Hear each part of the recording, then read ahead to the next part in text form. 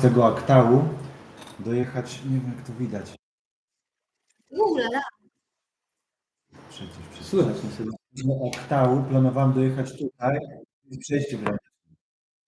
Przejście graniczne do Uzbekistanu ponoć jest w tym momencie zamknięte, bo ponoć trwamy remont, ale do końca września powinniśmy otworzyć przejście, ale dzisiaj jest 17, 19. Kurczę, nie wiem. Także być może je otworzą, a jak nie, no to będę musiał kontynuować jakoś dalej. Nie? Ale najważniejsze w chwili obecnej to powiem szczerze, nie dali mi takiego kartonu, jaki bym chciał, tylko kilka kartonów, z których trzeba będzie robić klocki. Zareklamujcie swój kanał na YouTubie. Kurczę, tylko jak to zrobić? Jeśli ktoś, kto nas ogląda, słyszy już nas, dajcie znać, ponieważ nie wiemy, czy jesteśmy was słyszalni. Jaka tam jest latencja w ogóle? Nie. No. Nie lepiej to zrobić z telefonu? Tutaj ziomeczki trwają. Ewa i Kuba. Chcę oglądać przygody. Nie są to takie długie filmy, póki co. No, dopiero się rozkręcamy w sumie. W sensie my nagrywamy kamerą, nie? Taką sporą, też trochę więcej ważą. Ekstra. Ja tylko powiem do nas, że nas słychać, was się cieszymy. To słuchajcie, cześć wam wszystkim. Was wszystkim. Dobrze, że jesteście z nami. Jak macie jakieś pytanka do nas, dawajcie znać. Jesteśmy tutaj razem z Koniem Obliczu Światem, który również prowadzi live, więc jesteśmy tak naprawdę na dwóch urządzeniach, z dwóch kanałów. Cieszymy się bardzo, że może się to wydarza mimo różnych problemów technicznych i tego, że się po prostu tam możemy pierwszy raz. Prawda, żeby mogła czytać bajki dla dzieci na Lublinac? Chyba nawet czytałem. Piotrek, jak się nazywa twój kanał? Pytanie od nas. No to koniec. Nie ubierze się. Ewa generalnie działała przez chwilę w radio. Tak. Nie słyszałem, aby można tak przekraczać granicę? No nie, no. Ponoć. A gdzie? I tak jak sprawdzałem informacje, no, że ponoć na tym przejściu granicznym można było przyjeżdżać normalnie, no, bynajmniej takie informacje znalazłem. Teraz się dokupałem bynajmniej takich informacji, że przejście graniczne jest w tej chwili zamknięte. Ale być może się mylę, także jak masz jakieś informacje, gdzie te granice mogą przekroczyć, to nie znać, nie? Bo ja chciałem od razu, wiecie, z Aktału do Uzbekistanu, nie? W pierwszym możliwym przejściu granicznym. Uzbekistan już jest. Ale wiesz co, myślę, że to jest kwestia tego, że jak już przyjedziesz na miejsce, to tak naprawdę wszystko się wydarzy. Bo pytanie, gdzie jest to czynne przejście graniczne. Bo ktoś tu teraz napisał, że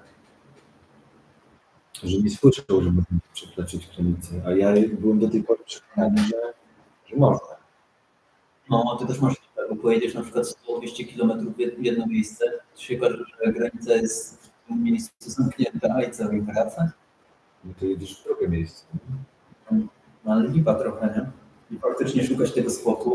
Ale wiesz co, mi się wydaje, że jeszcze Uzbekistan nie jest jakimś takim krajem tak stricte trzeciego świata, że to jest taka bieda, że i tak naprawdę nic nie wiadomo, nie? To nie jest taki stan, nie? Że te informacje po prostu tak się przelewają przez palce i w zasadzie nie wiadomo o co chodzi.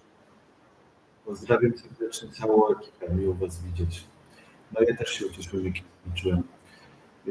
Po miesiącu czasu powiem wam, że zleciało, nie? Bardzo szybko. Właśnie liczyliśmy to, chyba obstawiam, że to był tydzień, 2, maksymalnie 3, ale no, mi się wydaje, że z miesiąc minął, bo my się widzieliśmy tak naprawdę na początku naszej wspólnej drogi. Trzeba by było policzyć, ile odcinków było. Wiesz co, czekaj, już ci powiem. My się widzieliśmy jakoś 9, a może 12, może nawet ponad miesiąc. To sobie Górski, to daj znać, coś wiesz. Miał po prostu łatwiej. Ale ja bym przekonany, że tam jest przejście graniczne. No, bynajmniej nie wiem, bynajmniej tak czy inaczej to jadę do Kazachstanu. No na pewno gdzieś przekroczę. Co, no na pewno masz większą opcję niż bo zbieranie, w sensie, to jest tyle spoko, że jak już dostaniesz naklejkę na paszport, to jak jest otwarta granica, to cię wpuszczą i to jest spoko.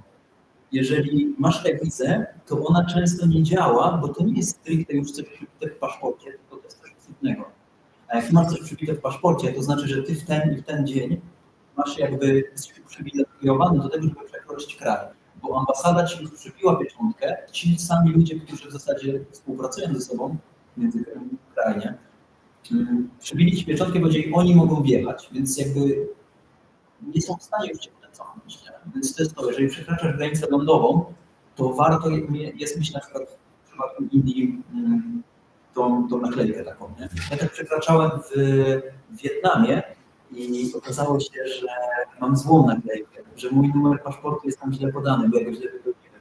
I pamiętam, że gościu miał naklejkę taką przed swoim, no tak przepuszczał po prostu ludzi przez granicę i miał takie swoje biurko i tam była taka opłata, nie? Na takiej różowej karteczce napisana. I gościu sobie po prostu chciał dorobić, nie? Bo widziałem, że przychodzili tam ludzie i pytali w głowę, co w ogóle robi, nie? I wiesz, tam było $3 czy coś takiego. Jak on zobaczył, że ja tam nie mogę przejść, to zmienił to na $5, żeby mu po prostu łapówkę dał, żeby był w stanie. Nie? Wiesz, dałem mu $5, on zadzwonił gdzie trzeba, że był tam ważnym klubem i tak dalej. I wiesz, finalnie faktycznie przebił mi tą wizę, więc czasami nawet za łapówkę w krajach trzeciego świata może sobie rzeczy. A ktoś tam napisał odnośnie tych koszul z Wietnamu, one faktycznie są w Jedwabiu, bo ja je przywiozłem bodajże z Hoi An. Jak ktoś kiedyś będzie chciał jechać do Wietnamu, to naprawdę warto tam pojechać, bo gość miał nazwisko Kwiatkowski i wyremontował całe to miasto. Dosłownie miał projekt wyremontowania tego miasta i teraz wszystko tak poskładane. No i są tam też fabryki Jedwabiu, więc polecam. A jak na wolontariacie? Ogólnie na ilu wolontariatach byliście? Na trzech. Najdłużej byliśmy na pierwszym wolontariacie. O, cześć Weronika. Na pierwszym wolontariacie byliśmy 13 dni i tam towarzyszyliśmy takiemu małżeństwu młodemu, w średnim wieku w budowie domu. Tylko całą klucz tej sytuacji było to, że oni budowali dom naturalny z płotników, więc jeździliśmy po kamienie, które zbieraliśmy gdzieś przy drodze, potem rąbaliśmy je łotkami, jakimiś większymi przyrządami, żeby powstał z nich proszek, mieszaliśmy to razem ze sobą i oblepialiśmy tym ściany. Oni byli na takim etapie wtedy, że mieli już tak naprawdę zrobione jego pierwsze piętro, tylko trzeba było wygładzić ściany właśnie w ten sposób. Kuba stwierdził, że on się tej roboty nie bierze, bo on woli zaplastrować, a... Nie. On to tak samo robił zasłomy I on tak mówi, że właśnie lepiej jest to robić, bo ja tam gdzie widziałam takimi małymi kawałeczkami, lepiej jest to robić tak kawałkami, bo nie odpadnie cały plaster wtedy, tylko po prostu jakiś malutki kawałeczek. Wiesz co, tam jest napisane dom sklejony na kupę krów. No mniej więcej ja jak to robiłem, to samego założenia przynajmniej. Ten chłop po prostu codziennie zalepiał te dziury, które odpadały, nie? No takie kurczę, no on tam finalnie przecież i tak jakiś fundament wylał, nie? Więc to jest bardzo romantyczne, że można tak zrobić, tylko kurczę nie w górach, gdzie jest czasami minusowa temperatura, nie? Mają rzadko śnieg. Ale uparcie, nie? To będzie uparte, to też fajne, nie? To też nie jest tak, że on to tak po prostu sobie wymyślił i zaczął robić znikąd, tylko to wyniknęło z tego, że on naprawdę poświęcił bardzo dużo swojego czasu, żeby zbadać temat, rozmawiał z architektami, z osobami, którzy się znają na temacie, żeby ten dom był bezpieczny, żeby się trzymał, żeby przetrwał każdą porę roku. Więc on włożył już przedtem ogromną pracę, żeby teraz to, co robi, mogło się faktycznie udać. Poczekaj chwilę. Można zobaczyć to po prostu na kanale. A napisz mi, jak chcecie się czegoś więcej dowiedzieć odnośnie tego, jak to było robione, no to mamy z nim wywiad zrobiony na naszym kanale.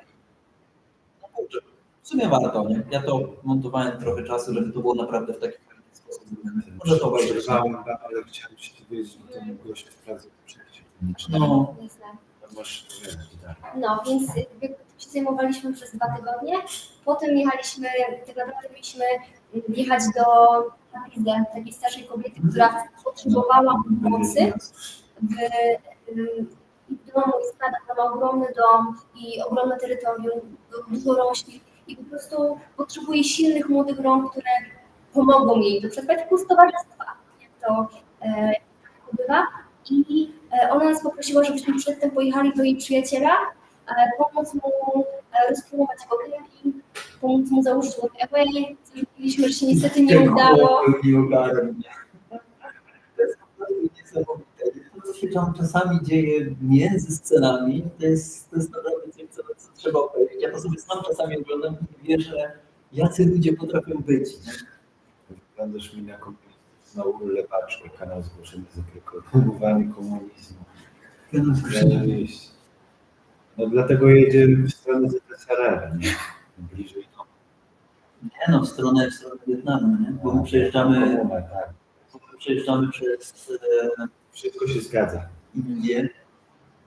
Ale w ogóle jest jakieś takie przeświadczenie, że jak kobieta ma więcej do powiedzenia, to znaczy, że lewaczka. Moim zdaniem ważne, że ma coś do powiedzenia. To jest no, Najważniejsze, jak widzicie, najważniejsze to są chęci, działania. Wcale nie trzeba mieć niewiadomej kasy, żeby wyruszyć w świat. A kolega to w ogóle, jak się ze mnie śmiejecie, że ja słabo co chwila mówi w jakimś nowym języku, nie? Już tutaj, co? trochę poprzebywał na Bałkanach, już gada po rosyjsku, był tam w hiszpańskim krajach się W Ameryce Południowej. Nawet kiedyś wrzuciłem z tego w filmy, ale nie potrafiłem organizacji, więc nie oglądało mi to tam zbytnio dużo osób.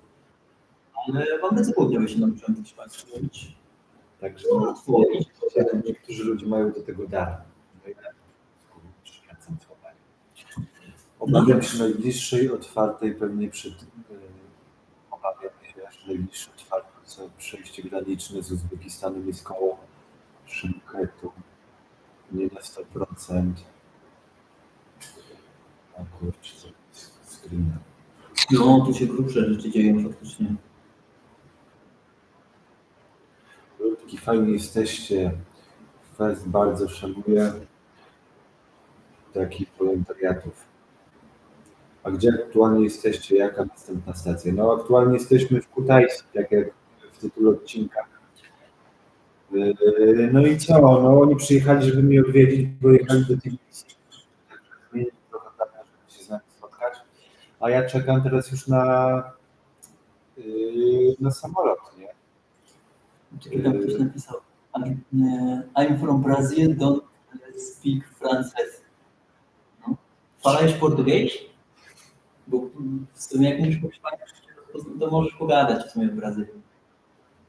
Szkocja, pozdrawiam Szkocję. No, pozdrawiam. Mieszkałem w Perth i w Edynburgu kilka lat temu. Fajne miejsce, Szkocja bardzo piękna. Mate? Oni mają takie twarde akcje. Chyba jest mistrzem naśladowania akcentów. Mi tak nie złudźcie. Nie dość, że cwaniak, to jeszcze... No ogólnie nie wiem też co z odprawą, bo kolega tam kupował bilet, że jednak odprawę musi zrobić na lotnisku. Bo coś tam mówi, że jak translator tłumaczy mu ten język rosyjski, to że ogólnie nie ogarnia.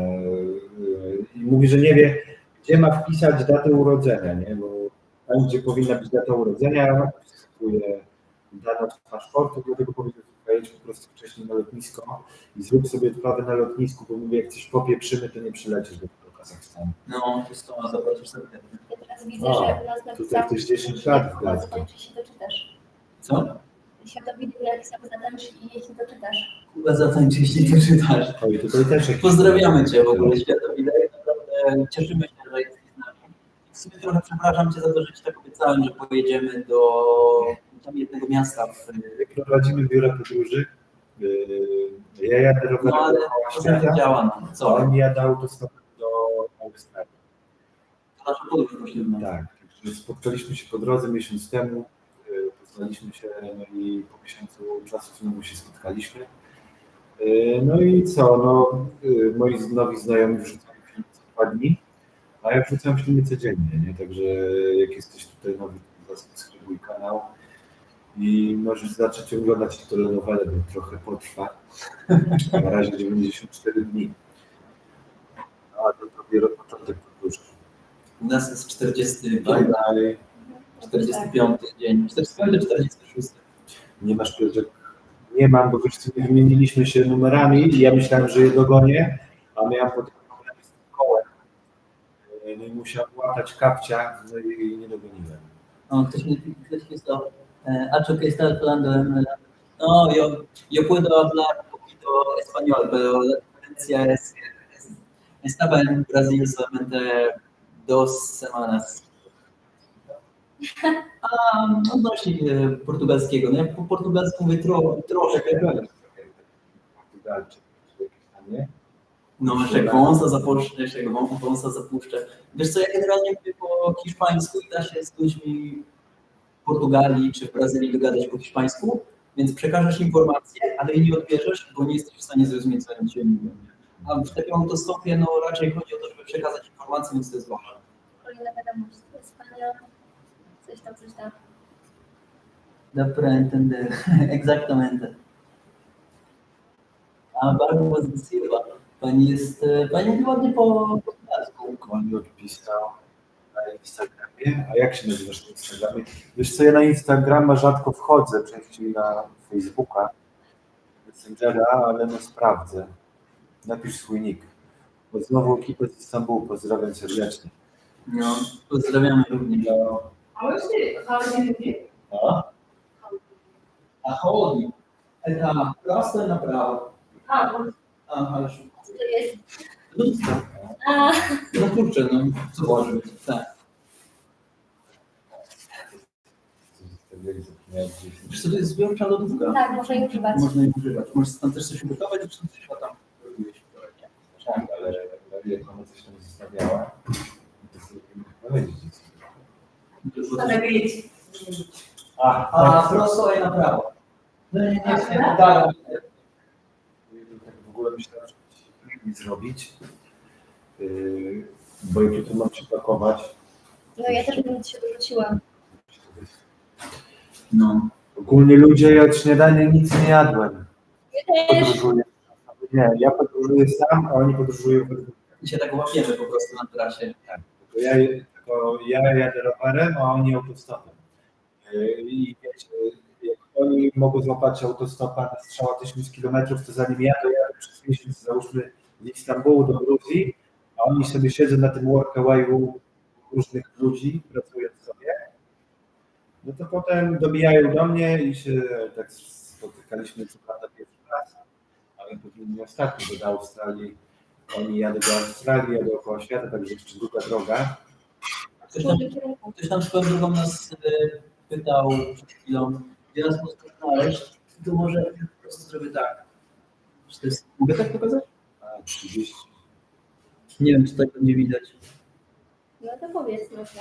Ewa i Kuba podróż dla innych. Ktoś nam przed chwilą spróbował, więc chyba od Ciebie. Także Jeśli około jeszcze na tobie nie jest dopiero wjazd z Stambułu. Wiesz co, bo ja to sobie tak wymyśliłem, że ja otwieram oczy, zaczynam nagrywać, zamykam oczy i kończy się odcinek, no nie? Także nawet swoją pierwszą bramę miałem kilka dni. Można tak powiedzieć. kurczę, Pani się odpaliła, teraz tam po portugalsku pisze. I chyba też na swoim kanale. A ona chyba mówi, że kurczę, to tak nie kojarzę. 897 numer się kończy? Jeżeli tak, to przedstawić wiadomości. Pani mówi, że chyba nie może rozpoznać kanału, tak mi się wydaje. Stąd nie widzę, bo jest daleko, ale jesteśmy Ewa i Kuba. Konfecer. Poczekajcie chwilę, zobaczę tego WhatsAppa.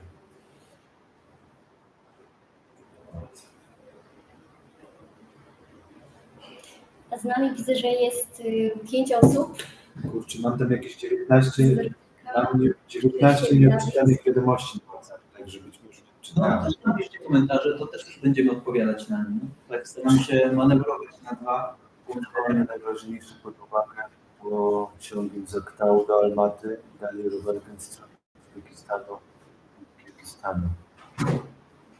Wyszką najwyżej, też pod uwagę, zrobię wspólne. Do Almaty. Kurczę, będę musiał to naprawić. Wiesz co, bo Ja patrzę tylko te pierwsze przejście graniczne, no tak jak widzisz, jest zamknięte. No. Trzeba będzie kombinować. Wiesz co, ja kurczę, tak samo przecież z tym Iranem, nie? Jeśli chodzi o aplikację, to widzę, to jest koszmar. Tam musisz mieć zdjęcia swojego paszportu w kilku egzemplarzach, musisz mieć zdjęcia siebie. Ewa na przykład musi mieć zdjęcia z zakrytymi włosami i masę takich dziwnych dokumentów, które w zasadzie trzeba zrobić. I no i widzisz, ale jeżeli to nam wyjdzie, zachęcenie tym, to potem ciśniemy dalej na Pakistan i jeżeli nie, to wrócimy, także miejmy nadzieję, że to się uda. Także czasami jest różnie i myślę, że to się uda. Słuchaj, co do wiadomości na WhatsAppie, sprawdzę dzisiaj po live'ie, a co do tej Almaty południowo-wschodniej Kazachstan, to nic nie zobaczę. Ale mam jechać przez step, to trzeba jakoś to będzie zmienić, nie? A Ewa co sobie myśli? A co? Tam ktoś napisał, co sobie Ewa myśli. Co sobie Ewa myśli? Że o czym? Teraz o czym tak się zamyślić? Myśli wizy. A nie wyjechałam, patrzyłam na dwa urządzenia i tak rozkminiałam właśnie te dwie rzeczy. No. Czujne oko. Zrobię pamiętać, żeby zawsze dobrze jest przejść. Ale jest, A pozdrawiamy ludzi ze Śląska. ja chętnych zapraszam. Chętnych zapraszamy Ewa i Kubę podróż na innych. Kurczę, ktoś tam podrzucił. Dzięki. Bardzo wiem. Do końca nie ogarniamy, jak funkcjonuje, jak to funkcjonuje i tak dalej. Raczej z takich romantycznych jak zaczęliśmy wrzucać, żeby zachęcić ludzi do tego, żeby, no nie wiem, zamiast jechać all inclusive, wiadomo, można, bo po to się pracuje ciężko, żeby czasami odpocząć. Ale dla mnie to jest ciekawe, na przykład, bo można robić różne rzeczy w różnych miejscach na świecie i wiesz, po prostu ktoś ci daje dach nad głową, jedzenie i wiesz, możesz doświadczyć też wiesz, różnych rzeczy. Chociaż W Kapadocji na przykład można. Teraz byliśmy w hotelu, gdzie gościu nas stickers. Gościu nas tak trochę zachęcał do tego, żebyśmy zostali u niego w hotelu, żebym porobił rzeczy na social media i tak dalej. A hotel miał naprawdę piękny. I tak mu podrzuciliśmy trochę, żeby zainstalował sobie tego Workawaya, bo kurczę, no bo to pomaga. Z jednej strony on pomaga innym backpackersom, którzy mu robią robotę w hotelu, a z tej strony backpackerskiej, no to ludzie mają mocno. A oczywiście wiemy, że w Kapadocji potrafi być drogo, no bo to jest naprawdę turystyczne miejsce. Jest piękne. Tak, No i patrzcie, jakiego ja mam pecha w podróży. Tutaj kolega pisze, że tam, gdzie ja chciałem jechać, no to jest przejście graniczne. Ja nie wiem, ja mam wyruszyłem w tym momencie, tak jak już wspominałem kilka razy już na live'ach, w filmach, że mój znajomy ten Włoch wyruszył, jechał kilka miesięcy wcześniej, normalnie przyjechał i przez było jechać i tak dalej. A ja, gdzie nie chcę jechać, to tam teraz jakieś konflikty. Wiesz co, ty jeszcze nie przejechałeś. Myślałem do Nepalu, bo wiecie, chciałem dalej, potem Indie, Nepal, a w Nepalu teraz ten rząd obalili, wojsko przyjęło władzę i tak dalej. Wiesz co, myślę, że cały czas jakieś komplikacje. jest tak, jesteś w stanie tam przejechać, tylko pytanie, jakim kosztem. Nie? Czasami koszt jest ogromny i czasami trzeba zmienić plany, ale myślę, że kurczę, jest to do zrobienia. Ja byłem w Peru, w Limie, kiedy były zamieszki. Kilka tych już nawet nie pamiętam, ale no było grubo, nie? I trzeba było się dostać, było w porządku. Nie? Na granicy gdzieś przejechać w południowym też jest robię screena, bo tutaj dobrze pisze, że najlepiej właśnie kierowców tirów się pytać. Dokładnie. Chociaż też kierowcy na przykład nasi, z którymi my jechaliśmy 40 godzin, oni nam powiedzieli, że bez problemu mogą przejść do Iranu i do Pakistanu. I Azerbejdżanu nawet powiedział, że mogą normalnie wjechać do No Azerbejdżanu. ale tak do Azerbejdżanu może tirem tego, że przyjeżdża przez Turcję, jest to sobie tak wyjechał. Więc jakby to jest nie do Azerbejdżanu, do Armenii, tak do Azerbejdżanu. Cześć Jarek z Londynu. Jarek na emigracji, jak my to dobrze znamy po prostu. Więc tirowcy też mają trochę inne dane, bo jednak ten tranzyt i transport taki działa na trochę innych zasadach niż turystyczne. Fajny Londyn, mieszkałem kiedyś na Greenfordzie przez pół roku. Chyba 3. albo 4. strefa. Słuchaj, z tego Nepalu to jest w ogóle jedna z moich takich największych marzeń. Ja ogólnie wyjeżdżając z Polski z domu, to ja myślałem, że w ogóle w Nepalu spędzę trochę więcej czasu. Po prostu chciałem się tam zatrzymać na jakiś czas, no nie? Tam jest nosorożec oswojony? To jest piękne po prostu, ja to widziałem, kurczę, dla tego nosorożca tylko pojechać. Ale słuchajcie, Indie są duże, mogę zmienić plany i pojechać najpierw na Sri Lankę, na Bangladesz, a Nepal zostawić, wiesz, na koniec. Tak. No. Bo ja ogólnie planuję po nowym roku, ja nie chciałbym od razu jechać potem do Tajlandii, tylko ja bym chciał przezimować gdzieś, ja wiem, do kwietnia, właśnie w tych krajach Bangladesz, Sri Lanka, Nepal i po nowym roku wrócić z powrotem do Taszkentu, no i dalej, wiesz, tak, bo ja po prostu wiesz, ja muszę skończyć w Uzbekistanie, w Taszkencie, bo potem już nie ma sensu jechać dalej ani do Kirgistanu, ani do Tadżykistanu, bo już będzie zima, nie? No tak, tak. Wiesz, po nowym roku chciałbym tam wrócić, jak będzie ciepło, zaliczyć te kraje i jechać dalej przez Kazachstan do Mongolii, potem do Chin i całe Chiny się przejść i wylecieć właśnie tam na dole, nie? Nie wiem, skąd jest. Tajlandia jest tutaj. Bo jak są Indie, potem jest Birma, ale w Birmie jest wojna domowa, nie można powiedzieć. i pod Birmą jest Tajlandia, potem po prawej stronie od Tajlandii jest Laos, Wietnam, pod Laosem i obok Wietnamu po lewej stronie jest Kambodża, gdzie tam byłem bardzo. I potem na samym dole, pod Tajlandią jest Malezja i pod Malezją jest Sri Lanka. I potem już są te takie małe wyspy, które prowadzą do... Myślę, że z Chin wyjechać do właśnie Z Chin, no to prawdopodobnie chyba najbardziej się opłaca. Ja Japonię mam w planie, nie wiem czy jak byście chcieli jechać dalej. Wiesz co, trzymaj kciuki naprawdę. W sensie wizy nas dużo kosztują. My nie mamy jakiegoś dużego budżetu na to. Staramy się to robić jak najbardziej, ale wiadomo, że no, czasami człowiek chce w jakimś tam stylu spędzić czas. Tym bardziej, że idzie zimno. Idzie Jak potrwa, zanim przedostaniemy się tam, gdzie jest cieplej. A ja mam budżet, który się trzyma, nie? Także No, też tak ja tam zależy. Jak jednego dnia wydam więcej, to drugiego dnia wydam mniej. Ważne, że po prostu, że się mieszczę w swoim limicie, który sobie założyłem. Co myślisz? Żeby nie mówić, dobra, to nie będzie mówione. Wyglądasz w prawach, także jeszcze się spotkacie. No kurczę, myślę, że tak. Myślę. Jedziemy generalnie w podobne miejsca w sumie. Tak się nazywa. Ja Piotrek, jak Janusz to miło. Mordeczko. A to jest Kuba. I to jest Ewa. Nie, to jest nasz człowiek, on nas ogląda. Komentuje nam, w ogóle jest pierwszą taką osobą, która nas motywowała do tego, żebyśmy robili ten kanał. Serio. Światowidek. Jedna z pierwszych osób, które nam napisały, że ogląda i że pozdrawia. Także pozdrawiamy Cię też z racji tego, że naprawdę jesteś przeciąłeś szlaki.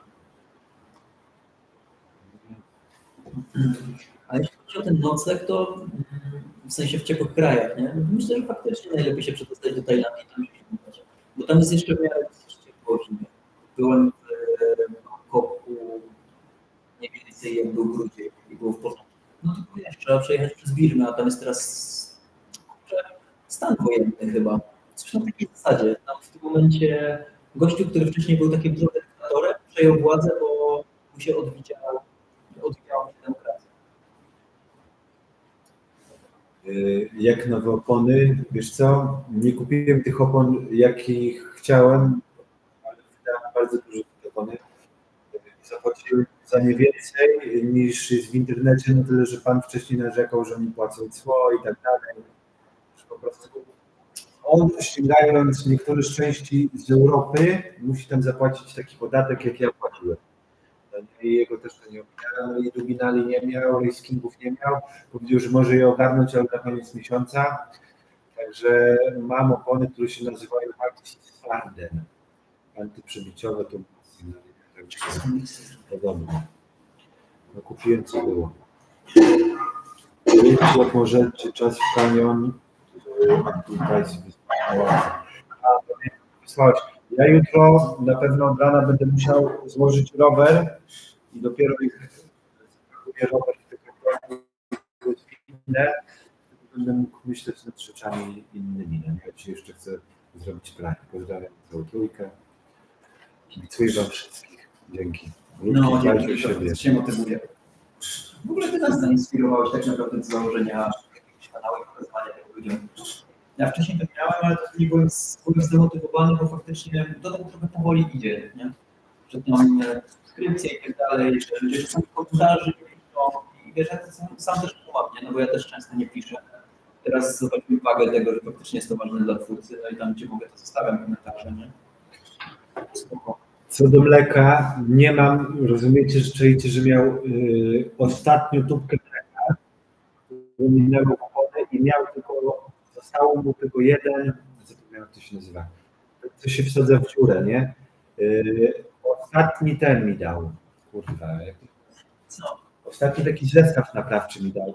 Tylko nie miał kilka tych klocików, tylko miał jeden ostatni i mówi, że słuchaj, że mówi, że miał jakiś cały baniak i została mu tylko jedna saszetka Moody Foxa, którą wykorzystałem, nie? Także nie mam mleka więcej, ale kupię sobie dentek więcej. Mam łatki, a dentki sobie kupię, nie?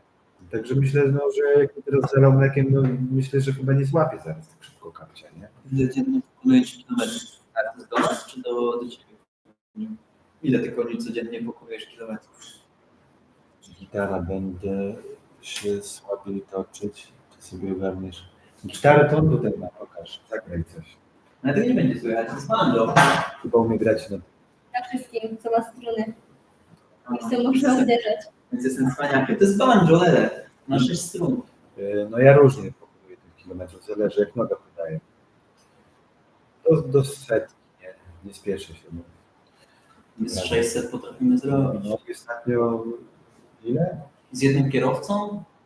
700? Ale to nie. Wydaje mi się, że rekord mieliśmy 600. Dzięki. Musi też, żebyśmy maksymalnie 600, no teraz jechaliśmy tak naprawdę tirem przez 2 dni, tylko że tir jedzie o wiele wolniej i też te drogi są i ma przerwy, więc my nie przyjechaliśmy więcej niż 500 z nim. Znaczy sobie się zdarza taki dzień, gdzie przyjedziemy maksymalnie 100, czy może nawet mniej. Wczoraj gościu, wczoraj to było. Gościu zrobił dodatkowe dla nas 150 km. Mieliśmy wysiadać, a on stwierdził, bo nas nie rozumiał, najpierw w ogóle potrącił krowę, to jest coś niesamowitego. Przypadkiem, no wiadomo, że przypadkiem niespecjalnie mnie wysiadał, nie? Nie wiemy. Nie wiem. Ale uderzył mnie, że nie leżało. Nie potrafiliśmy się z nim dogadać, bo czas nie ogarnia Gruzińskiego z jakiegoś powodu. I on zadzwonił do swojego szefa i jego szef powiedział mi po angielsku, gdzie jedziemy. Ja mu powiedziałem, że do Talisji, a on powiedział, dobra, to zrobi dla was trasę, bo on ma jechać do Batumii. Ale po prostu zrobi taki okrąg bardziej, żeby nas podwyższyć. Kurczę, ty. Ja mu, bo my generalnie staramy, jak ktoś robi na ogromną przysługę, to dajemy coś, nie? To było takie łyse, że dałem taką złotówkę, taką coś. On powiedział, że w ogóle nie potrzebny, ale stary, to naprawdę jest nic w porównaniu do tego, co ty nam pomogłeś. Także kurczę, No dobra, zagraj coś. Dla nowych widzów. ale to trochę nie udostępniło, bo tu tego będzie słychać. Słychać? Jak brzdęka w stronie?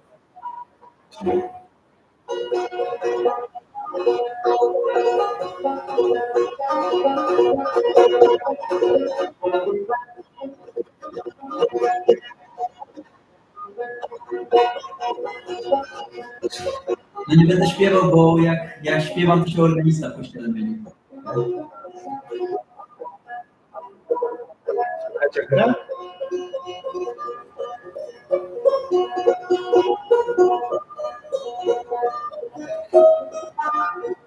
Na wojsko. Tak, zagraj. Ja wtedy nie zaśpiewam. Śpiewała, słyszałem. Ewa lepiej śpiewa. No podobno Ewa ładnie śpiewa. Mamy mikrofony w garażu, więc czasami w naszych filmach, które będę montował ten niebawem, będzie można zobaczyć, jak gramy i śpiewamy, bo mamy 2 osobne mikrofony, więc Ja na ich miejscu grał na ulicy. Jak on ma tak, że to coś tam. urodę. Żydowską harpę. Żydowską A. kartę. Żydowską urodę. Jak to się nazywa? To jest banjo. Banjo jest Charango boliwiańskie. No, jak się nazywa? Tamburyn taki na nogę. Tą żydowską harpę. Mieliśmy flet. Także no, taki człowiek cygan. A może zagram, bo to jest generalnie nasze, my tak kończymy nasz film i to nie jest ściągnięcie żadnego artysta i nic, nie mam te wszystkie czołówki. A to będzie chyba spoko.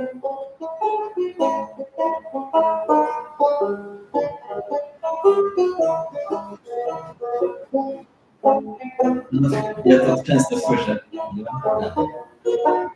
Do tego? Co to jest rok? Nie, bo może nam zaśpiewała coś. To może wygrać coś z nami. Dobra. Stroiłeś troszkę. Tak, ale słuchajcie, musicie dobić teraz do 50 łapek w górę, nie? A ile masz? 75 osób jest, do 50 łapek i śpiewamy. Kurde, A ja to tańczę. nie dostaliśmy jedną łapkę w górę i się cieszymy, ale ten to już jest światowiec. Nazwa kanału Ewa i Kuba jak się nazywa? Ewa i Kuba. Ewa i Kuba, tylko to się pisze razem, tak? Tak, to się pisze razem, ale jeszcze dzisiaj dołożyliśmy jeszcze człon, który bardziej precyzuje to, czym się zajmujemy. No, patrz, dobiliśmy prawie 5 łapek w górę. I to jest, muszę sprawdzić, bo już nie pamiętam, Ewa i Kuba podróż dla innych. Tak się nazywa. Pokaż. Czekaj.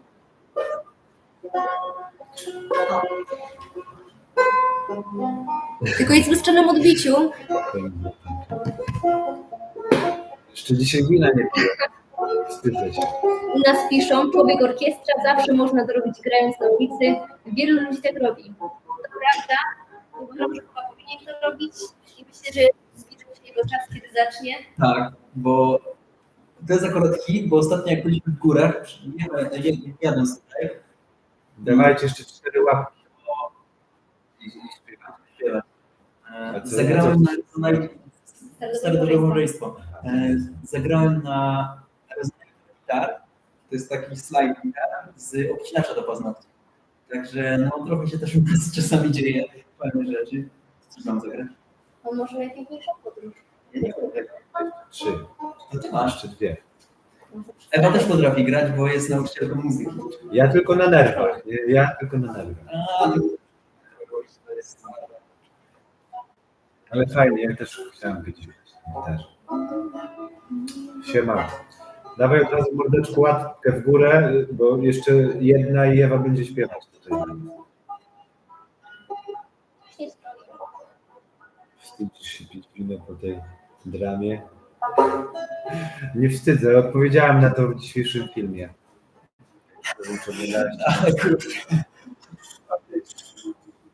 Co mamy pić? To nie jest pato stream, tak swoim nie? Żeby się dzieje. Dobrze. Podróż, jaka może nas czekać, podróż naprzeciw drugiego człowieka. Najpiękniejsza podróż,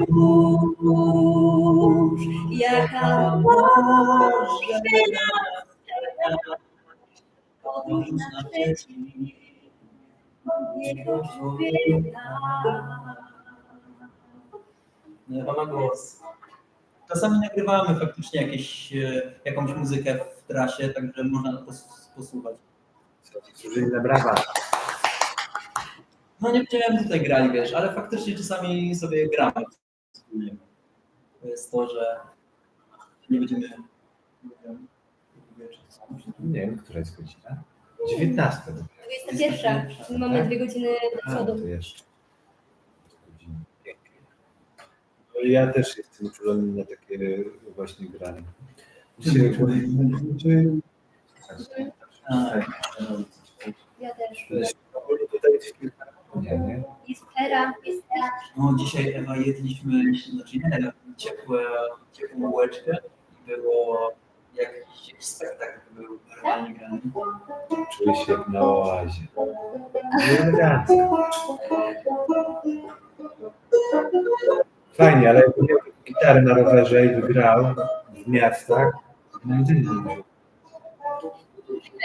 Myślę, że A sprawdzimy, wy nie próbowaliście? nie ma chyba, o ile w takiej sytuacji jak teraz, często w grupie znajomych, gra bardzo często i tak bez pardonu, to jednak wstydzi się przed większym gronem odbiorców. To nie jest bandolela. To jest bandolela. Bandolela. A spasibo.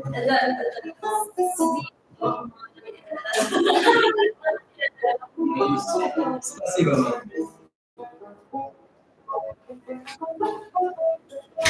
Bardzo ładna pani tutaj pracuje i mówi, że podoba jej się. Gdzieś zimna piana? Nie, powodzić. Nie wstydź się, Kuba, ładnie grasz. No właśnie, teraz kolej na konia. Musisz zatańczyć. Ja jeszcze zatańczę. Nad kuchnią. Jakoś nie widać. Taki wstydliwy. No bo jesteśmy To pod pozorem. Na całym na ulicy się wstydzisz, czy co? Wiesz co? Nie lubię grać tak, że... Znaczy mogę tak pograć po prostu, ale jak mam zrobić coś tak, stresuję się po prostu. Wiesz jak to jest, jak chcesz robić, żeby było idealne, no? A ja też nie potrafię śpiewać, jak się stresuję. Jak sobie siedzę czasami, to spoko, ale jak mam przed kimś coś pokazać nowego, a też czasami piszę jakieś piosenki, to po prostu się stresuję. Jak u tego Tanera, tak sobie siedzieliśmy, tego pierwszego gościa, u którego robiliśmy wolontariat. Tak fajnie. Oni tam coś na pianinu grali, ten pierwszy dzień naprawdę był taki rozluźniający i to też pokazuje ci drugą osobę, jak możesz usiąść, pograć, zagrać jakąś piosenkę czy polską, czy nie, no to jest to takie rozluźniające po prostu. To ja wam powiem, że ja to wstydu nie mam. Bo jak ja dzisiaj z nim byłem na mieście i mu opowiadałem właśnie, jak się z nim byśmy budujemy, tak naprawdę patrzy spokojnie. No, z nimi. Sobie radzić doskonale, nie? Bo ja od razu, jak coś, nie wiem, strecza chciałem kupić, to nie pytałem, nie ten raz podchodziłem pracami. Od razu podbierzesz twarzą, gościu coś tam szczyja, ten... Ale słuchajcie, najważniejsze, że działa, nie? Tu u nas nie ma dużo. Kiwali wam smakuje? No mi smakowało. Mi smakowało. Jak to się kobieta? Gruziński sneaker. To jest gruziński sneaker. to jest słodkie. Tak, orzech w środku i Jadłeś to dzisiaj? no, babka mnie odkroiła, bo kupiliśmy trochę wina. Tego. A, ty tak. Okej. Taki kawałek, no dobra. No ja w ogóle, ja jakbym zobaczył to na mieście, to się albo nawet nie wiem, bo jak był gościu w Batumi i poszliśmy na taki targ podobny i on mówi, że to się jedna, nie? Że to jest czukara, nie? A co ty? Masz jedna. I powiem wam, że to potem sobie kupowałem to nawet na trasie, no nie, bo to jest dosyć sycące, orzeszki w środku.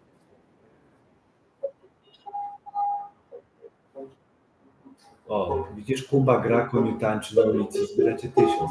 Ja kiedyś z Arkiem tak robiłem, te zdjęcie na miniaturce na YouTubie, robiliśmy coś takiego na Wyspach Kanaryjskich, na Cyprze i przez godzinę potrafiliśmy uzbierać 100 zł. Tylko że Arek z kanału od Maćka, no ja tam też jeździłem na jakieś wyprawy, kręcił jakieś baloniki dla dzieci, wiesz, no i tak sobie siedzieli. Wiesz, tak zaczepialiśmy ludzi. Zeszyłeś torbę? Tak, udało się, zeszyłem torbę i nie zgadniecie, ile zapłaciłem. 3 lari. 3 lari. Kiełbasy nie znalazłem. Powinniśmy grilla się robić w ogóle. Chyba ciężko przeznaczyć znowu w tej samotność podróży. Już powiem wam szczerze, no najgorzej właśnie ruszyć z miejsca, potem już jakoś to idzie. Jestem ciekawy, jak to będzie w tym Kazachstanie teraz, bo jak widzicie, tutaj kolega nawet napisał info, że przejście graniczne, które chciała przekroczyć, jest zamknięte. i nie wiem, czy nie będę zmuszony wziąć pociągu, żeby podjechać gdzieś tam kawałek, bo ogólnie tutaj ten teren, przez który planuję jechać, to jest step albo pustynia. Także nie wiem, jeszcze szczerze mówiąc nie robiłem jakiegoś tego researchu, bo byłem święcie przekonany, że granicę przekroczę w miejscu, w którym planowałem na początku. Granica miała być otwarta do końca września, się okazuje, że to będzie zamknięte. Wiesz co, nie kupiłem rękawiczek, łańcucha też nie kupiłem z tego względu, że tam na wakacje przez te 2 dni na ten remont roweru i tak dalej.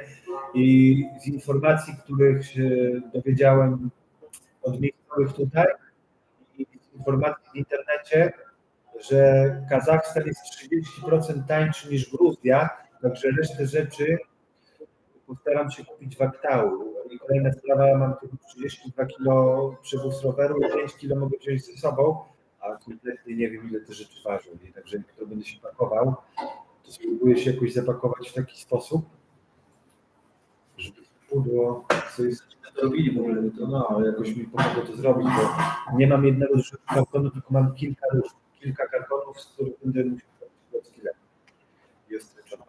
I włożyć tam jeszcze kilka swoich rzeczy w sumie, nie? Tak, Tu masz tak. 5 kilo bagażu. Podręcznego, wziąć na taką, no i 32. Ale myślę, że ja pakowałam dużo paczek. Byłam ambasadorem rzeczy na Vinted. Ja myślę, że tam 37 kg to nie ten, nie? To Ja tam się spakuję. bo mogę właśnie założyć Też. kask. Nie no serio, Ewa w sumie dużo pakowała. Naprawdę, bardzo dużo. Masz wiadomość od Leszka.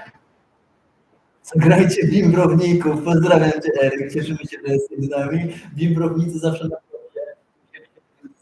Znajomy, z którym byłem na Półwyspie Indyjskim. I jakoś daliśmy radę, także. On się zawsze śmiał, jak grałem na banjo. Mówi, wiesz, zapierdziel bimbrowników. Fajnie goście, tak naprawdę. Dużo czasu spędziliśmy razem w Tajlandii. Jak to w ogóle brzmi, nie? Ale nie, naprawdę fajnie. I też kurczę, faktycznie lepiej jak się podróżuje z kimś, nie? To jest ważne. Dzięki, Renata. Na szczęście udało się wszystko ogarnąć. No poza rękawiczkami. Ale tak to Ale no to łańcuch myślę, że ogarnę tam na miejscu. No. W jakimkolwiek sklepie. Musi być chyba na rowerowy. Też był łańcuch w kupić. Kazachstanie. Jest szansa. No to jest duże miasto, ponoć tak, tam jak samoloty tam jeżdżą. Znaczy, latają. ogólnie Kazachstan jest taki, on ma dużo pustyni w sobie, ale ma też bardzo rozbudowane miasta. Współpraca coraz bardziej jest to długa droga, bo startował z innego poziomu. Pomimo stereotypów, które stworzył Borat. Ale Tak. kurczę, piosenka jest przepiękna. Ja nie wiem, tak z Borata. Także no, w Kazachstanie. Być może nie wiem, być może warto też wjechać może za Aktau w głąb Kazachstanie, tam gdzie się coś dzieje, a potem granicy już pojechać. Nie? Wiecie, bo chodzi o to, że jak mam na przykład, pamiętacie, jak sobie przyjechałem kawałek samochodem do, jak to się nazywa, do Sugurit, no nie, to stwierdziłem, że po co ja mam jechać jeszcze czas gdzieś tam na asfalt, gdzie nic nie ma, to wolałem sobie dojechać do miejsca, wiesz, gdzie jest, tu zobaczyć i pokręcić. No nie, A z drugiej strony by się jechał cały czas prosto i prosto, a tak to idziesz gdzie masz faktycznie wysiłek jakiś, nie? ale coś się dzieje, nie? Wiesz, no tak, kiedyś, w ogóle kiedyś jak oglądałem filmy podróżnicze, nie? Na przykład przyjechał, nie wiem, autem czy czymś takim, wiesz, tam, że to już jest, wiesz, że to już jest, nie jest takie, Cześć, trzymaj się, Snickers 84. to już nie jest takie, wiesz, no, pojechałeś autem, to nie jest cała trasa, ale no teraz są tyle zmian. No tak, ja też mam ogromny ból, bo dla mnie jakby zawsze autostop formą podróżowania, a jak myślę o tym, że się dzieje w granicach, że może być opcja, że będziemy lecieć samolotem, to zgody na to nie mam w tym momencie żadnej, ale jak trzeba będzie, to trzeba będzie. Dzieci. Matko, to jaki zadyszka. Ostatnie ziarno. Od razu sobie poszkodzi łapkę w górę. No, to może na ten ticket się nazywa. Ale wiesz, odnośnie samej taki stary. To co brałem, to było takiego gościa, który On generalnie grał ragtime w latach 50. w Ameryce, gospel, nazywa się Gary Davis, bardzo polecam gościa, nie wiem, jak się gospelem interesuje. On grał takie rzeczy, w tym ragtime i gospel w kościołach, więc grał na gitarze 12-stronowej i naprawdę bardzo pięknie śpiewał. Także to byli górnicy. A jeśli chodzi o samą tą trasę, to w sumie faktycznie po co masz jechać asfaltem cały czas, to ty jedziesz też, jest to niejako wyzwanie dla ciebie, nie? Więc ty wolesz sobie wjechać w góry. Teraz ja już nie wiem, jak dalej robię, bo skoro okazało się, że granica jest zamknięta, to ja muszę teraz usiąść i zobaczyć, jak wygląda droga, jak wygląda mapa, bo wiesz, ja miałem tylko do przyjechania tam, nie wiem, 700 kilometrów, nie? Na tych granicach, a tu jak jest teraz granica tak zamknięta, to teraz muszę pomyśleć, co... Może na miejscu się zapytaj, jak to wygląda faktycznie, jak to leci. Będę musiał pomyśleć, co... Ktoś nas pozdrawia z Holandii. Mieszkałem w Eindhoven kiedyś, także też... Bukłak nie kupiłem, zapięcie kupiłem na zostanie. Powtarzałem przed chwilą temu, zdaję sobie sprawę, że dopiero weszłeś na Tarifa. Nie będę kupywał tutaj łańcucha, bo boję się, że limitów wagowych nie dotrzymam. Także tam też jest duże miasto po drugiej stronie morza. Tak, tam się dowiesz też tak naprawdę większości rzeczy, bo jak już będziesz na miejscu, to naprawdę będziesz miał informacje na świeżo. Jak nie to, no to może po prostu pojedziesz inną trasą. A jak chcecie się zapytać coś o Workaway, no to macie teraz szansę. No generalnie, kurczę, teraz nam wpadnie znowu nowy Workaway. Jest kilkadziesiąt kilometrów od Thaisi i tam chyba będziemy pomagać takiej rodzinie, która przez wiele lat miała taki opuszczony dom. Dzięki. Ale teraz trzeba go trochę odremontować. Zimę ona nie jest w stanie zrobić nic w ogrodzie, więc prawdopodobnie będziemy kobiecie pomagać w środku domu. No i też na dwójku mam dzieci, więc też w tym będzie potrzebować pomocy. No. Także będziemy tam pewnie z tydzień, półtorej. Ona też mi powiedziała, że pomoże mi z tym zabierańską, żeby zaaplikować tam, żeby nas w ogóle przyjęli do ambasady. Tak już nas przyjmą do ambasady, będziemy w stanie zaaplikować o wizę. Jak zaaplikujemy o wizę, no to kurczę, jest spora szansa, że ją dostaniemy, bo ten początkowy etap jest najtrudniejszy. Bo spotykają wszystkie biura podróży, z którymi w sumie nawet dzisiaj rozmawialiśmy, nie? To z tą kobieciną. Ona się o to potyka, że nie jest w stanie tego zrealizować, ale jak już to nam pójdzie, to potem naprawdę elegancko. No i no wiadomo, nie? Potem ten Pakistan, Indie, w Teheranie będzie próbowali załatwić te wizy. Tam jest eskorta policji, ale w sumie ciekawe, bardzo mnie to ciekawe. Jest to chyba jedna z takich grubszych rzeczy, które robiłem w życiu, jeśli chodzi o organizację tego. Próbuję. W Indiach są workaway. Się wydaje, że się odbijesz w Pakistanie. Jeśli do Iranu się dostał, to się... Kurde, wiesz, jak się będę cieszył. Pakistan... Nawet jeżeli to Teheran jest piękny, w ogóle to miasto w większości pustynne. Przecież i ta kultura zupełnie obca, przeprowadzić wywiad z tymi ludźmi, jak się tam żyje i tak dalej, to też czasami robimy w głosach z drogi. Czy, nie wiem, Super. Piotrek, czy zadał Ci ktoś pytanie, czy wiesz, że rejestrował 1000 ludzi? No już prawie jest nas 6000, także ja też się cieszę z tego, że te filmy są na bieżąco. No i tak jak teraz na przykład na tym live'ie, często macie na mnie jakieś tipy, coś podpowiadacie. No i kurczę, ja dzięki Wam też się dowiaduję, że tak powiem, jakichś różnych takich, wiecie, rzeczy. Info, jakieś, Tak, jakieś info, no nie, czy to o różnych rzeczach.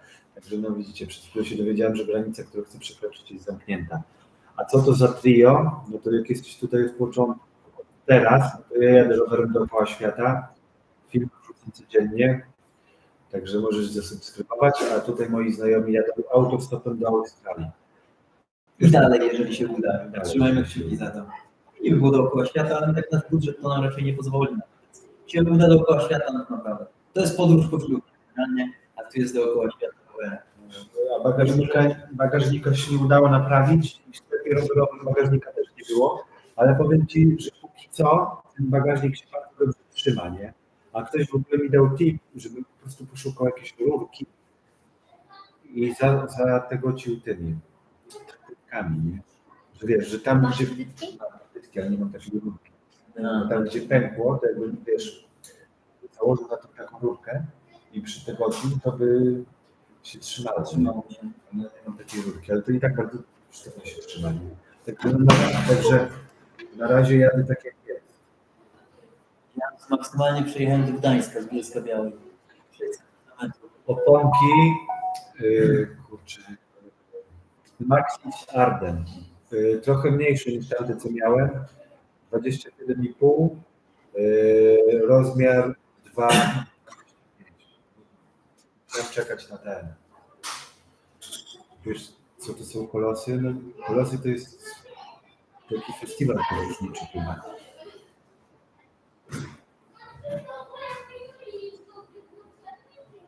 Tak się rodzi końska. Chłopie. Będzie. Co tam pisze? Ty, ale ja też pamiętam w sumie, jak mi bagażnik siadł na 300 km, jak Chłopie będzie nos. Więcej 100 dziennie kilometrów. Liczą kilometry z tobą, wiesz, końska społeczność. Koniu, jak coś, to wyślemy kasę, kupisz sobie nowy. Co się dzieje? Nie wiadomo. Znacie moją żonę? Ładna, co? Pozdrawiam wszystkich, którzy oglądają. Przecież bagażnik. Słuchaj, ja tu do Gruzji miałem jakieś problemy. Ciekawe, jakby tam jakby miał zamówić bagażnik do Kazachstanu, to wydaje mi się, że kupię jakiś bagażnik w sklepie rowerowym, nie? Bo tutaj akurat nie było. Tylko w jednym sklepie rowerowym są 4 chyba. W jednym sklepie to była tragedia. W ogóle siedziały, to nawet nie chodzi o to, że siedziały kobiety, bo kobiety też ogarniają różne rzeczy, tylko w sklepie rowerowym siedziały kobiety, że jak powiedziałem, że chcę kupić łańcuch, wiesz, bo ja tam mam speeda, no nie, to ona mi przyniosła jakiś łańcuch do roweru szosowego, w ogóle, wiesz, nie pasujący, no. roweru. Także sprzedawał w sklepie ktoś, kto w ogóle nie miał pojęcia, co chodzi. No, to faktycznie potem kiedyś się pokazać. Nie jechałem do tego Gdańska. Kurczę, nie pamiętam. Pamiętam tyle, że kupiłem rower, Rometa, Gravela, bo mi znajomy podrzucił, bo był taki maniakiem rowerowym, tylko że on tam jeździł po 20 km do Goczałkowic z Bielska, no trochę więcej to jest. No, jak kupiłem po prostu ten rower, stwierdziłem, dobra, od razu cisnę. Coś koło tygodnia, bo robiłem coś 100 km dziennie. Tylko że kurczę, inna sprawa zrobić 100 km dziennie przez 7 dni, a inna sprawa przez 90 dni non-stop cisnąć te kilometry, nie? To jest faktycznie wyczyn. Gdzieś tam nawet wrzuciłem ten film z tego, bo ja dosyć sportowy, więc podejrzewam, że faktycznie to jest taki fajny content, który się teraz tworzy w Polsce, tam rowerowa podróż. I się zbierają ludzie. No siemano. Zagrajcie biurowników. To było u nas po prostu mało jest ludzi. Że w Kazachstanie będą piłkę przedstawiać? Jak ja to przeżyję? Już babka nam w Gruzji dzisiaj, jak byliśmy na tej, już nam mówiła, że dobre, i kadała nam Tak, a w to ogóle Biblią ten któryś facet, ten chyba stary dziadek, no nie byliśmy tam u fryzjera. Mam to chyba nawet nagrane, no nie? I się pytał, gdzie dalej jadę. Gdzież do Kazachstanu, no nie? A mówię, po co tam jedziesz? Mówię, jak tam nic nie ma.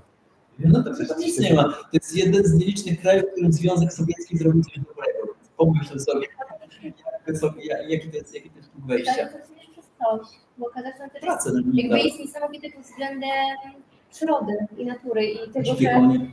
tak, tych wielkich rozległych łąk, tych kanionów, które są. On ma dużo tego, co zaoferowane. Będziesz biegł rękami jak borat ubrany. Ja mam wrażenie, że ty powinieneś na shortsach na bank wrzucać tę piosenkę. Ona jest po prostu genialna. Nie wiem, pada w ucho, to lata. To chyba prawa są tam. Ale shortsy i tak przecież nie podlegają pomnicy. W Gruzji częstowali biły.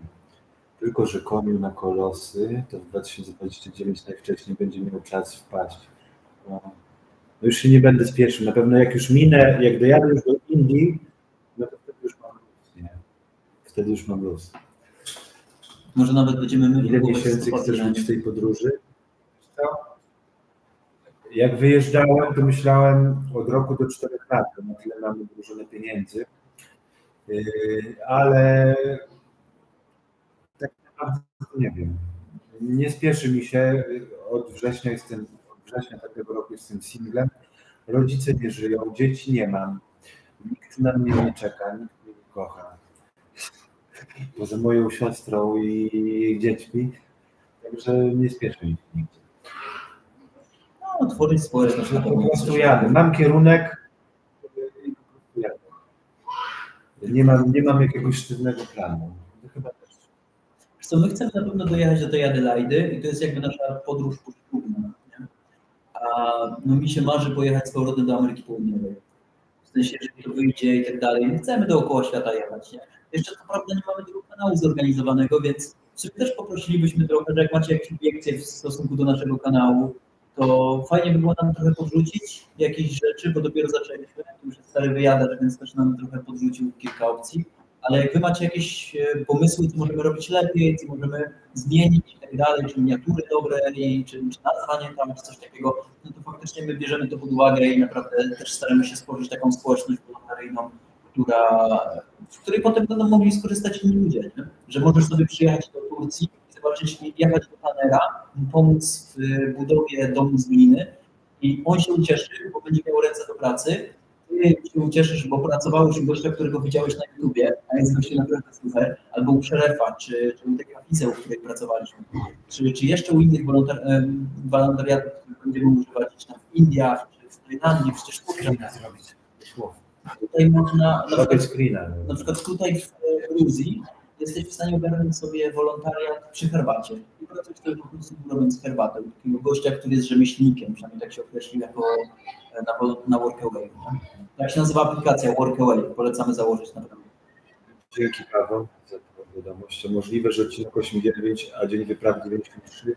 Tak, to możliwe, bo pierwsze odcinki były połączone z pół dni. Dopiero chyba od 5. czy 6. odcinka zdecydowałem, że filmy będę wrzucał codziennie, nie?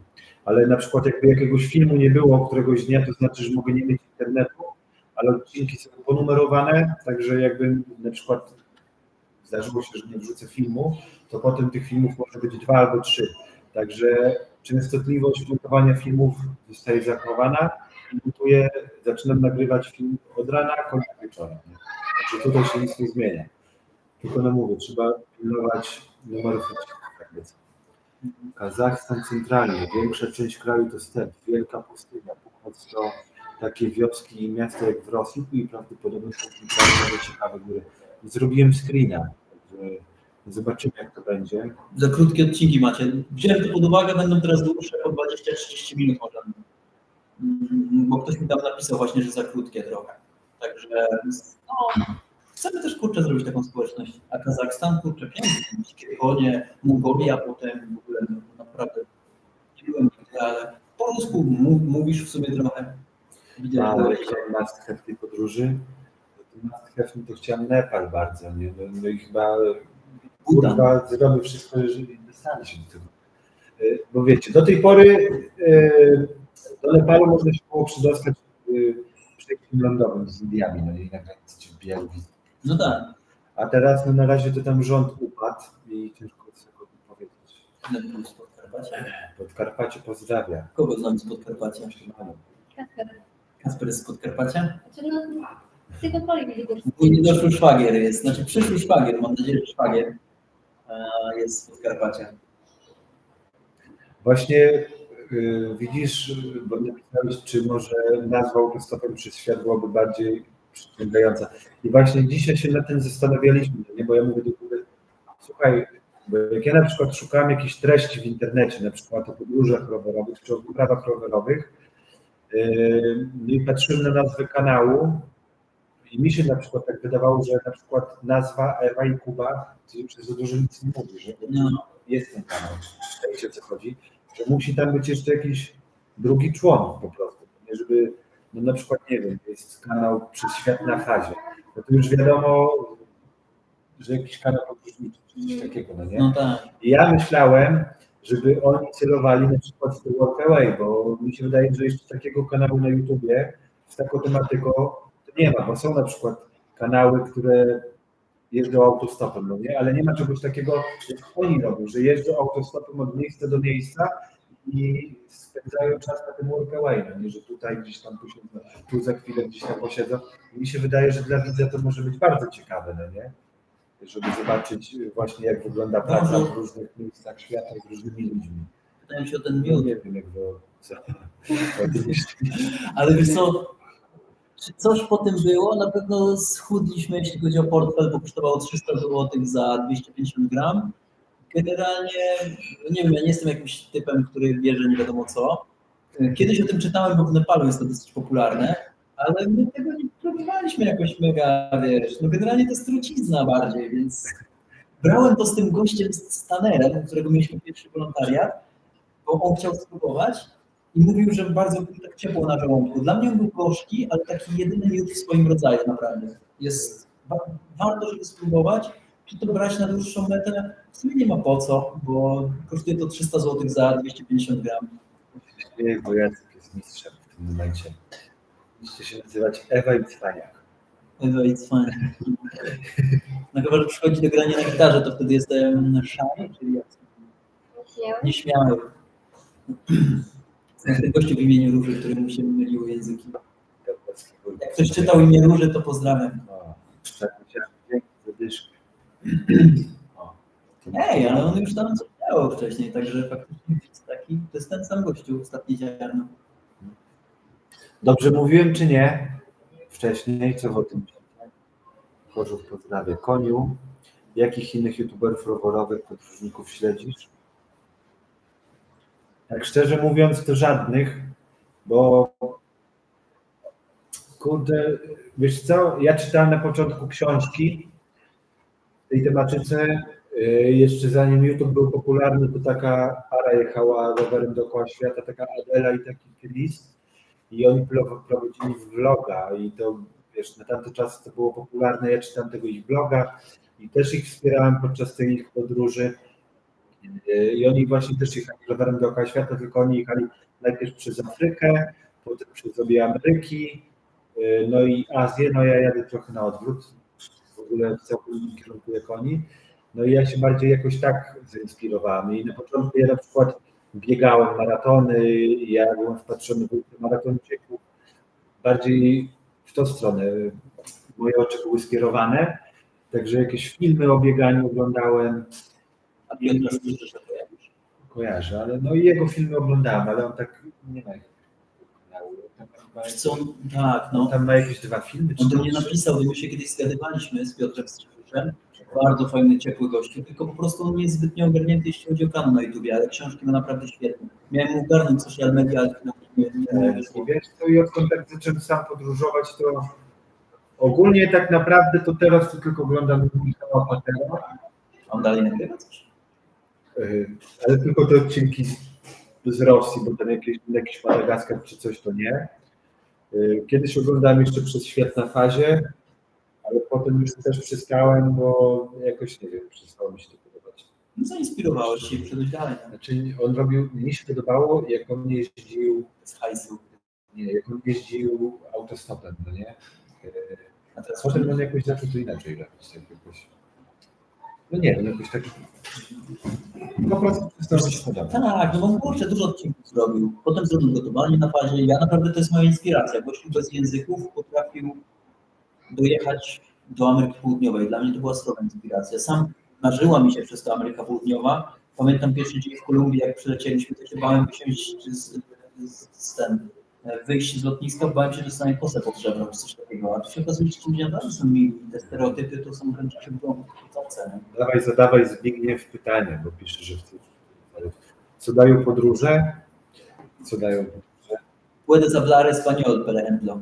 Możesz się nauczyć mówić po hiszpańsku, po rosyjsku, otwartości. Uczą też pokory, że czasami chcesz coś zrobić, a nie możesz. Uczą też poznawania nowych ludzi i tego, że czasami jesteś zdany na drugą osobę i musisz się z tym pogodzić i być miły, bo ktoś po prostu robi ci przysługę, nie? I trzeba być wdzięcznym. Dla mnie jest to bardzo mocno wolności.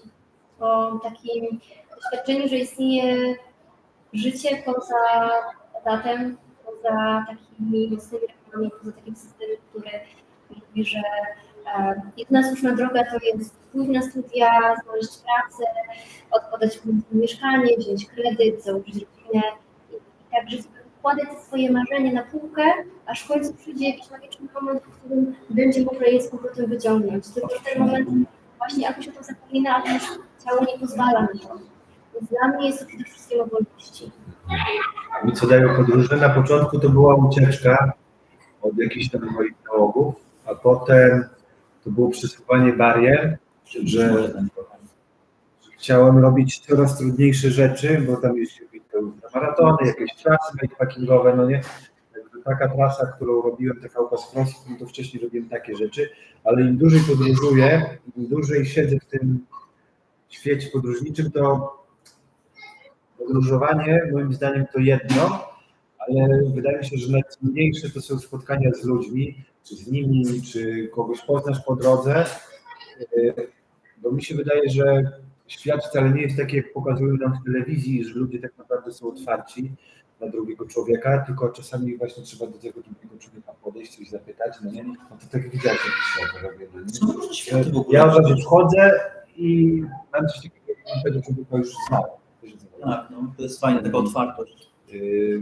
Coś mi takiego klika w głowie, no i jak sami widzicie, że cały czas jakoś mi się udaje spotykać fajnych ludzi, którzy mi pomagają, którzy są otwarci i właśnie podróże mi pokazują to, że jednak ten świat nie jest wcale taki zły i że wszędzie jesteśmy tacy sami, wszędzie chcemy być, nie wiem, szczęśliwi, mieć dach nad głową i tak dalej, tylko że to tamtego człowieka tak skłócają, no nie, także no mi pokazuje to, że jednak ludzie są dobrzy na tym świecie. Tylko trzeba też mieć pozytywne nastawienie. Też wejście, bo są różne światy, nie? Człowiek, który pracuje w Rosji na fabryce, ma inny świat niż człowiek, który pracuje w Dubaju i ma kontrakty naftowe na przykład.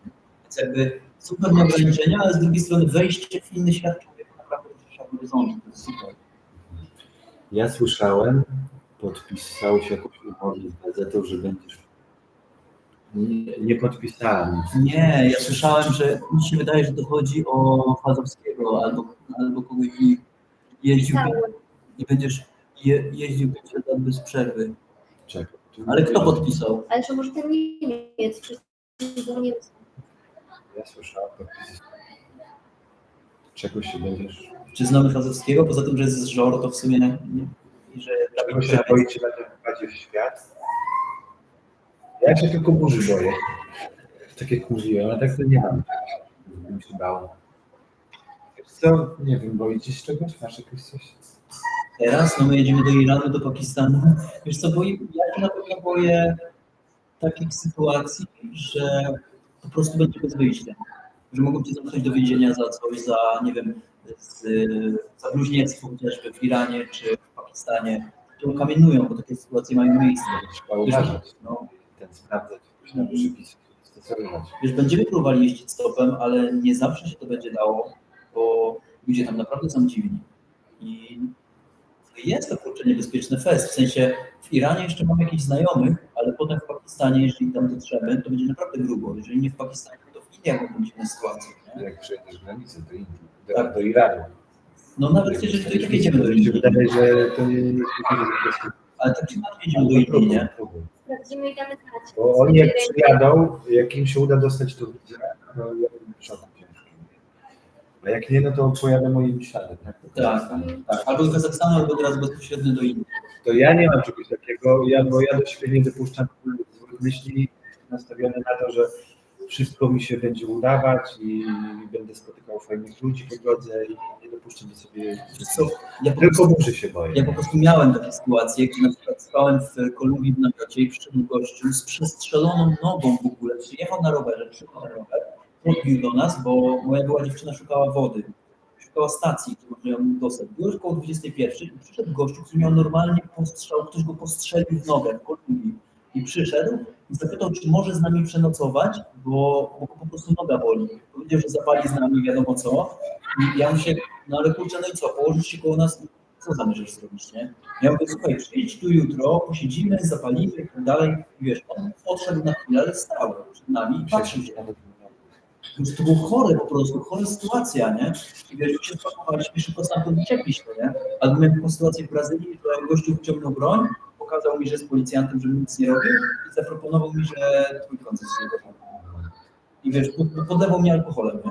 Więc jakby dużo jest takich przypadkowych naprawdę sytuacji i miałem dużo takich dziwnych, albo wiesz, szliśmy, pamiętam, gdzieś wokół między Kartageną a Medellin, jakiś gościu się zatrzymał, żebyśmy mu dali pieniądze, a z tyłu już stał drugi chłop, taki większy, czemu mu nie dajemy pieniędzy? Ja mówię, idziemy.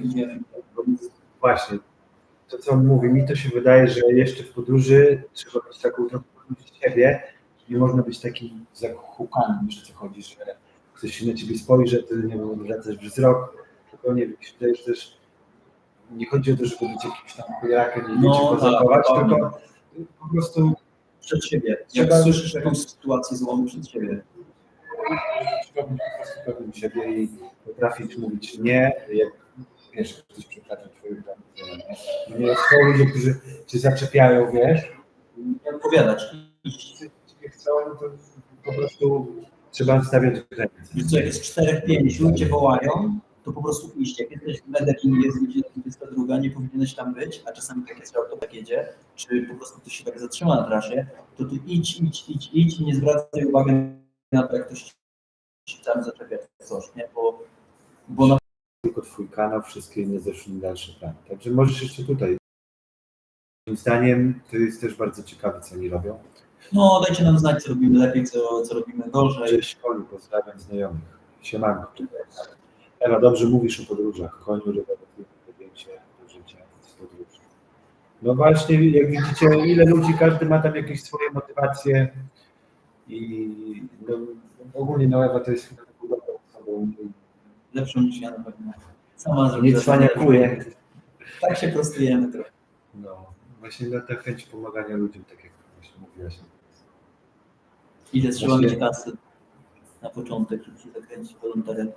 Żeby się wkręcić w wolontariat, na rok subskrypcja na Workaway kosztuje chyba 40 euro i po prostu zrób opis, napisz do ludzi i oni po miesiącu ci prawdopodobnie sami wcześniej. Nie czai tego, bo jest stary. To ogólnie wytłumaczyć od początku, co to jest Workaway i jak to wygląda. I co to Mogę jest. to A, pewnie.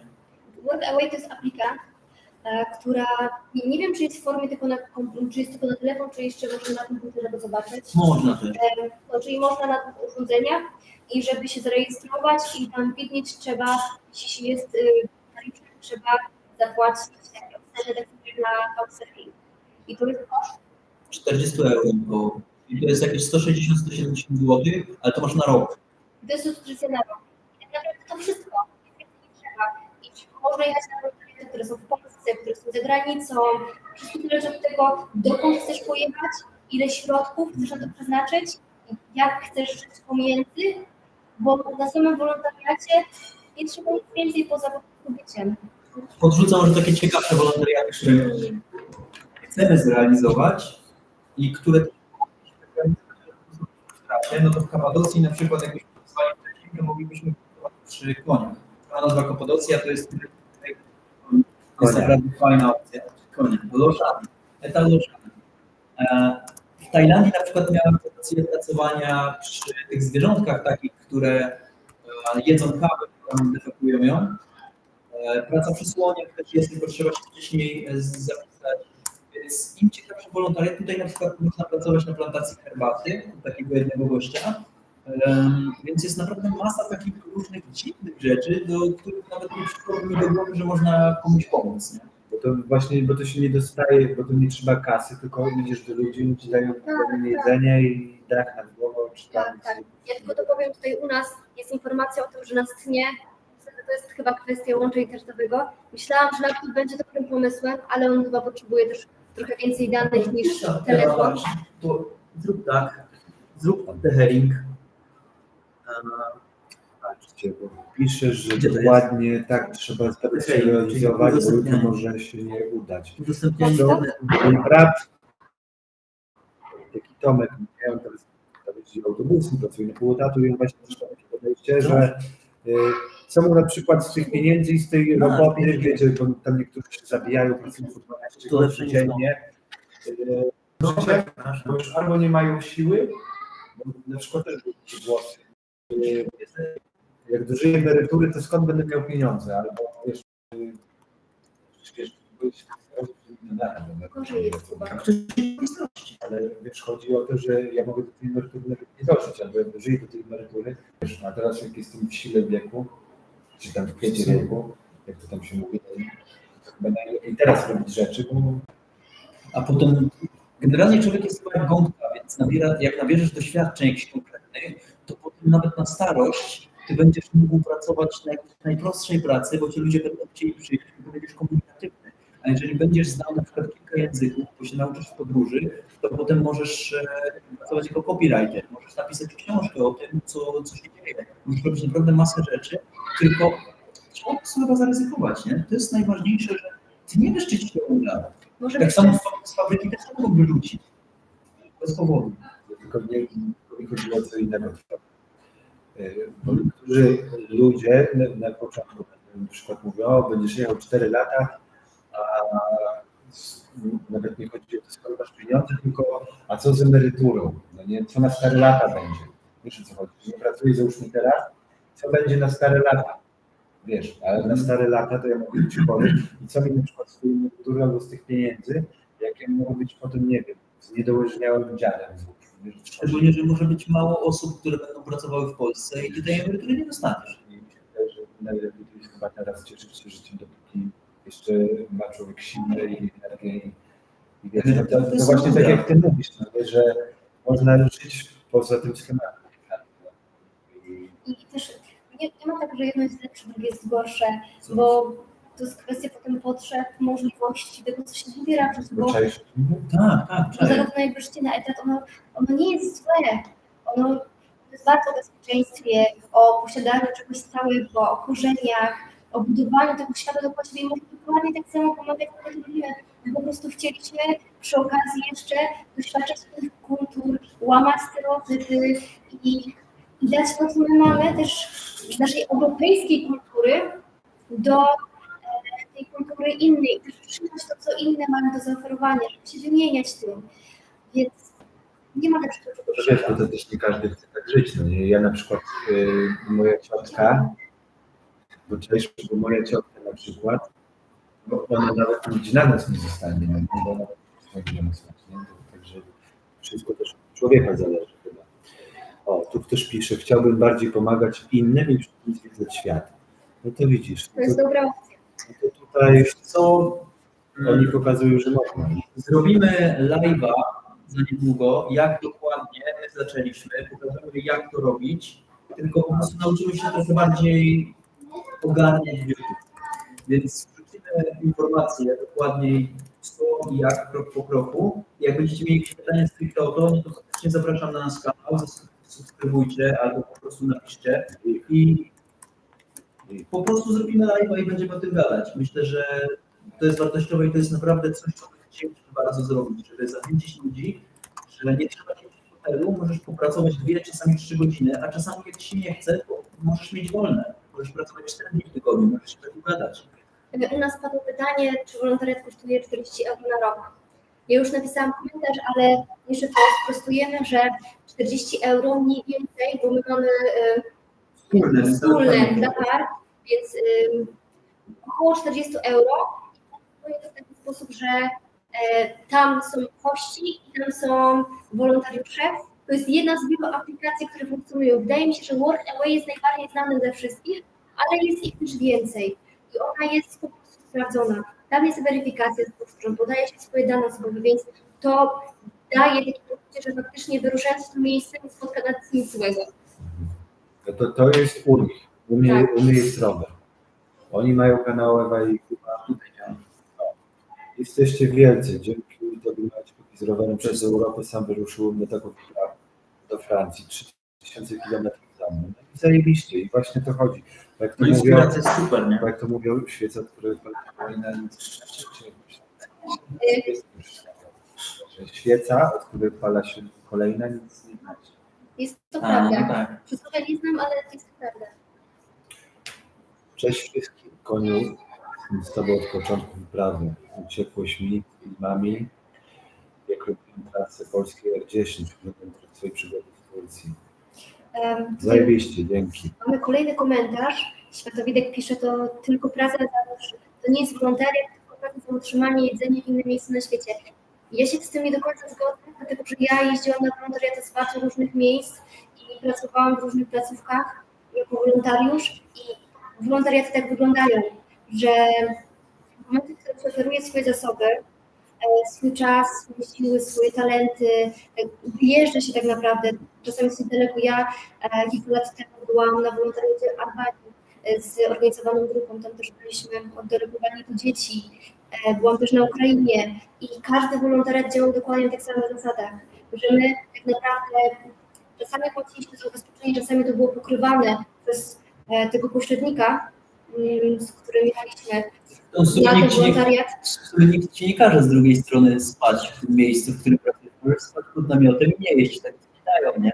Ale jest pewien standard, bo to wynika po prostu z życzliwości. Tak, oni chcą nam dać po prostu, nie? A właśnie, coś mi się przypomniało, bo mówiłem w dzisiejszym filmie, że wrzucę posta na Facebooka. Zapomniałem tego posta wrzucić, także jak skończę live'a, to go wrzucę. Także będziecie mogli go przeczytać. Mówiłem na filmie, że wrzucę, a zapomniałem po prostu. Wiesz, Piotrek, że jak już wrócisz, to będę cię zapraszać. A co? Piwa. Piwo. My nie pracujemy. A, my nie robotamy tu. Dajesz. Ja nie znają. And maybe outside this competition to job. Piwa jest? Z pytaniem. Czekaj. Ale Wiesz, wina, że jak wina wrócisz, to będę cię zapraszać. No nie wiem, zobaczymy, jak to się rozwinie. To z czasem fajną książkę możecie napisać o zaburzeniu. No właśnie, to jest właśnie to, nie? 114 oglądających, a tylko 75 łapek w górę. My jesteśmy 16, że dziękujemy wam, to na pewno Mówił, jak fajnie, że się nic wiecie. zakończysz podróż, to napisz książkę, a ile zaczniesz o tym myśleć już teraz. Wiesz co, czasami mnie najdzie, żeby coś napisać. Właśnie napisałem na razie jedną część, takiego, nie wiem, czy już oglądaliście film, czy nie, bo tak naprawdę wrzuciłem film i zacząłem live'a, no trochę nie powinienem tak robić, bo tak się rozpoczycie, moim zdaniem, ale mówię, miałem też przemyślenia. U nas jest szerszy kadr też, jak chcecie coś zobaczyć, co tam się z tyłu dzieje, to jest szerszy kadr. No, miałem tam jakieś tam swoje przemyślenia, także zrobiłem taką fajną parabolę. Być może też, no i chyba nawet na ten temat, tematów, o których tutaj mówiliśmy, o tym używaniu i tak dalej. Także będą 3 części. Na razie napisałem jedną, ale już mam pomysł. Zrobimy zlot, ognisko i kiełbaski. Kurczę, w ogóle my cię, Koniu, Ale zapraszamy. trzeba jakoś dostać się do tego miejsca. No to jadą autostopem, więc stają na ulicy, machają. No, mówię wam, jeśli chodzi o takie większe szczegóły, to po prostu za kilka dni, bo będziemy tutaj jeszcze za 2, zrobimy live'a i faktycznie opowiemy o tym stricte, jak to wygląda. Z naszej perspektywy, kto to płaci, gdzie trzeba wejść. Właśnie tak, no bo patrz, bo ludzie mogą pomyśleć, że no, wiesz,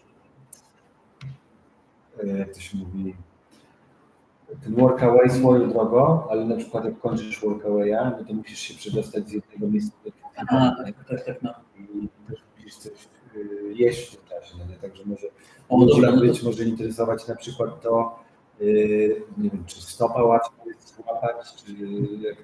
Wiecie co, jest też tak, że ci ludzie, do których piszesz, oni często idą na rękę. I na przykład kobieta, o której teraz będziemy pracować za te kilka dni, napisała, że ona przyjedzie do Kutańskiej, żeby nas zgarnąć. I czasami też dają nam na drogę jakieś jedzenie, w stylu, okej, idziecie daleko, to weźcie sobie, bo wiesz, znasz już trochę tych ludzi, więc oni po prostu ci dają. Jak poznajesz się z kimś, pracujesz u kogoś 2 tygodnie, to jest taka, to znasz już tych ludzi, więc oni chcą po prostu ci pomóc. Tak, chociaż to też nie jest taki problem sobie po prostu kupić jedzenie po drodze, to wiadomo, też są środki, ale wszystko zależy właśnie od tego, jakie są potrzeby. My też teraz jak byliśmy w Turcji, często żywiliśmy się tym, co znaleźliśmy na drzewach, albo co, no tak, co znaleźliśmy na drzewach, zdarzały się takie dni, gdzie śniadanie jedliśmy na kolację, jakieś skromne, tylko to jest kwestia naszego wyboru, że my decydujemy się na to, że chcemy być jak najdłużej w podróży, więc to jest kwestia tego wyboru, na który absolutnie nie narzekamy. Maszyną. Nie, tak? Nie. A ja dalej.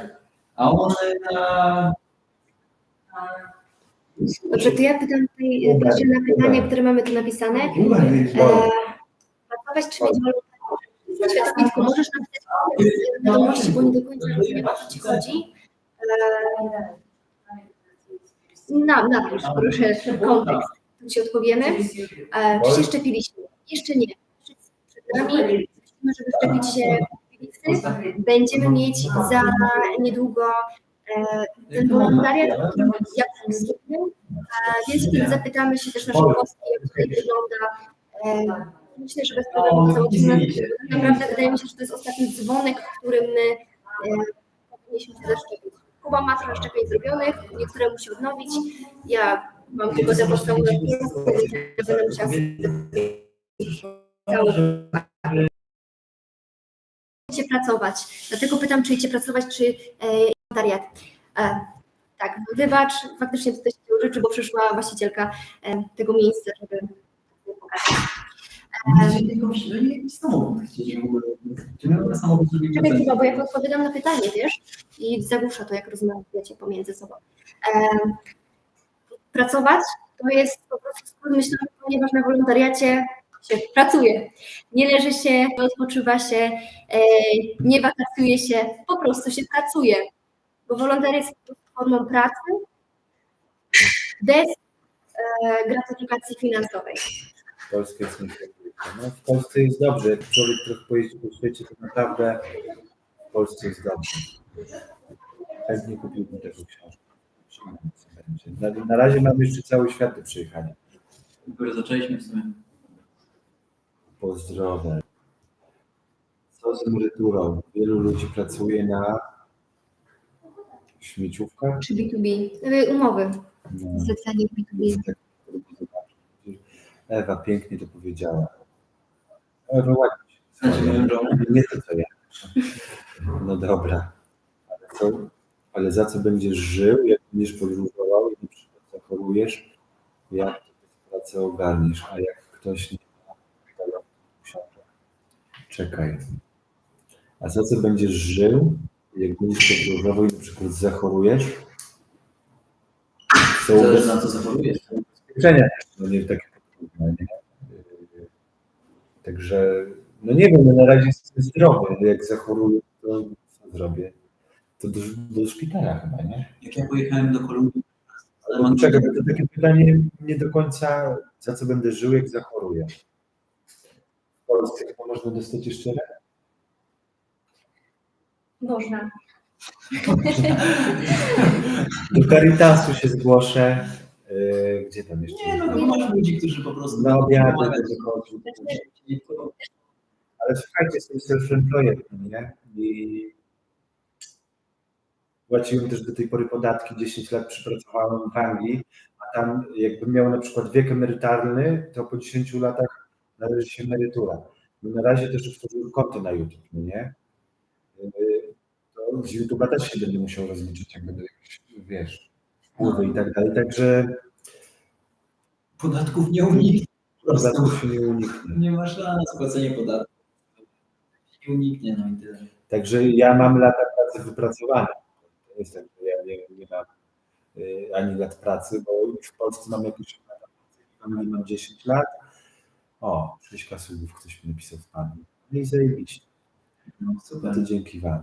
No i no mówię, no i teraz jak na przykład będę robił filmy, to z tych pieniędzy na przykład, które mam na Bajków od was, czy tam z tego YouTube'a, to też z tego wszystkiego trzeba się rozliczać, nie?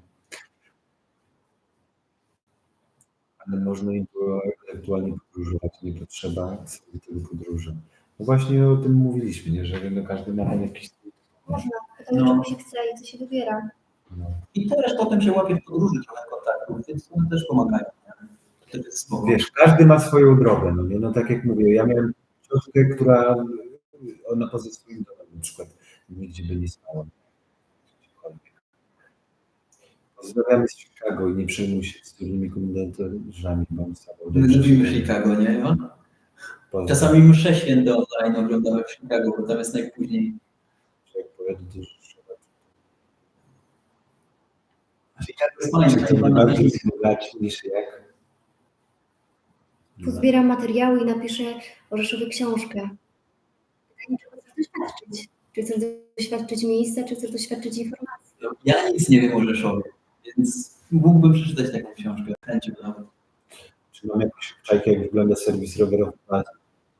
No w Turcji wyglądało to dobrze, byłem w jednym sklepie, ale renomowanym. No tutaj no, ten gościu, którego byłem, no to mówi, słuchaj, twoje marzenie to jest jechać rowerem dookoła świata, a moim marzeniem było mieć ten sklep. I gościu tak pisał na rzeczy, nie takiego różnie wysłał. Fajny gość, naprawdę. Póki co jest dobrze. Tylko no, rzeczy, które ściągają z Europy, na przykład opony i tak dalej.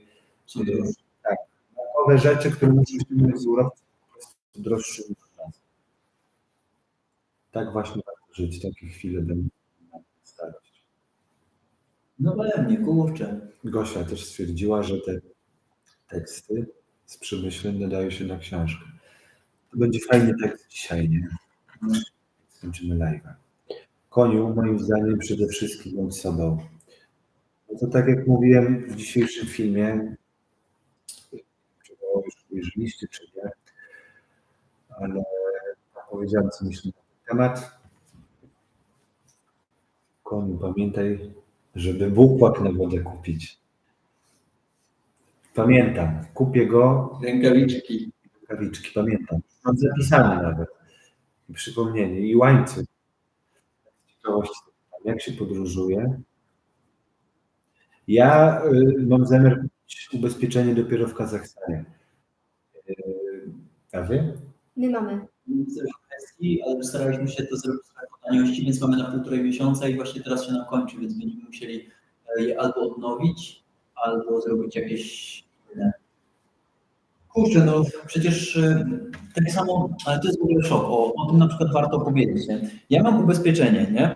I 20 000 euro, za 20 000, jak pojedę do szpitala, to mogłem zrobić coś za 20 000 euro. Tylko że jak mnie na wolontariacie u Hafizę ugryzł skorpion 2 razy, jak spałem, to zadzwoniłem do szpitala i nie powiedzieli, że nie przyjadą. Więc nawet masz to ubezpieczenie i co z tego, skoro i tak się nie pomoże, nie? Że możesz mieć pewność, że to ubezpieczenie będzie działać, a tu się nagle okazuje, to mi dało bardzo do myślenia, że kurczę, to jest tylko papier, nie? Że ten papier faktycznie nie pomoże, jeżeli stanie się coś, nie? I finalnie nikt nie przyjechał. Ogólnie no, to w Europie no, to jest ta karta jakaś tam. Ekus, czy co, nie? Ale na przykład w wielu krajach na przykład służba zdrowia nie jest taka droga jak u nas, że można po prostu sobie wiesz, iść i zrobić to potrzebanie. No. Tak, chociaż też często jest tak, że na tych wypadkach, jak ma przyjechać pogotowie, to przyjeżdża karetka zabierająca się do najgorszego szpitala, bo jesteś Europejczykiem. Tak miałem w Bangkoku dokładnie, nie? 2500 zł musiałem zapłacić, dobrze, że miałem ubezpieczenie. Ja jestem ubezpieczony od złamań. Co? Tylko od złamań jestem ubezpieczony. Jak dojadę do Kazachstanu, to chyba będę się chciał ubezpieczyć przez taką platformę, Nomad Travel się nazywa. Do zrobienia Dublina. Super robota, nie przejmuj się jakimś leszczami w komentarzach, pozdrawiam. Chodzi ci o to wino.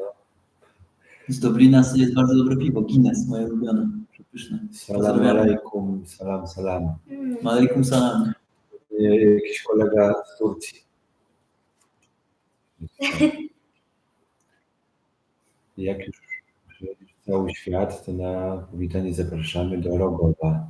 Tym razem nie pojedziesz, tym razem nie pojedziemy na koncert. A, to jest kolega, to jest w ogóle Damian Musiał, to jest kolega, którego pierwszy raz się zatrzymałem podczas tych podróży z Polski. 6000 subskrypcji, no to jest kurczę faktycznie, można powiedzieć dzisiaj ważny live. London. Byłem mieszkałem na Greenfordzie, też pozdrawiam. Koniu, nie przejmuj się, żeby sobie zawsze mówił, że są...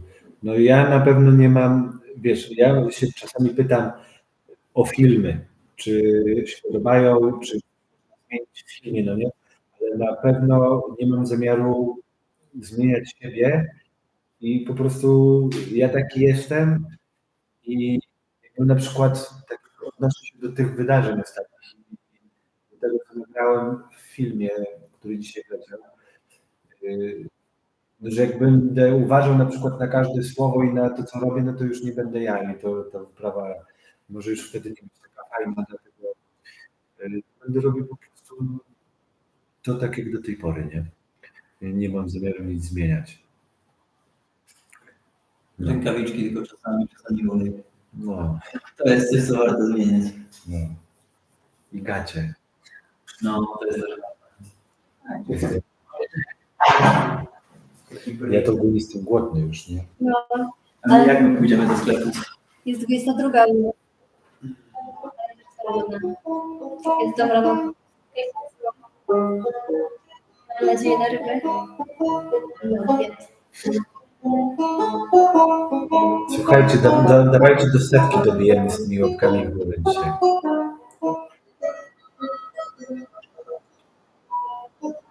Community New TVN, dokładnie.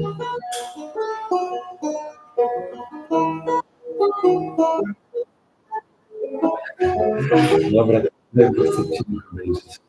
No właśnie, po live jeszcze wstawię post.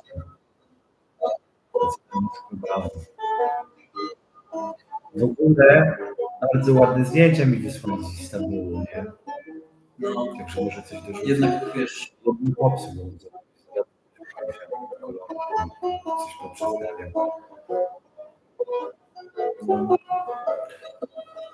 Także słuchajcie, jeszcze z 5 minut możemy pogadać.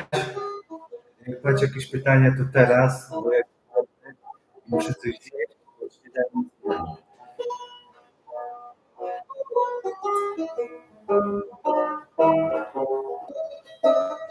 A znasz coś takiego popularnego, co wszyscy znają, czy nie? znam, słucham muzyki, że potrafię zagrać. Nie wiem. Zagrać co? Wybiegł czasy? Albo za mnie każdy oddech. Zawsze tam, gdzie ty. Ale kurczę, kto coveruje innych? To tak jakby się powiedział, słuchaj, ty jeździsz rowerem, a umiesz jeździć jak ten znany koleś? Ale to są trudności, to jest o tym, żeby się ludzie uczyli razem, jak śpiewają. Jakby to mnie raz nie uczyli. Wiesz? Zagrać coś, nie? Co, na mnie każdy rower? Tak. No, umiem, a umiecie zaśpiewać? O, Ewa u mnie.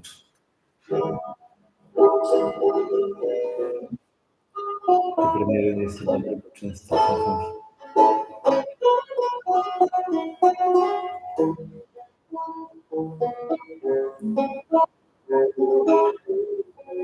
Okej. zmieni każdy oddech, niespokojny wiatr. Nie z powrotem, tam gdzie masz swój świat.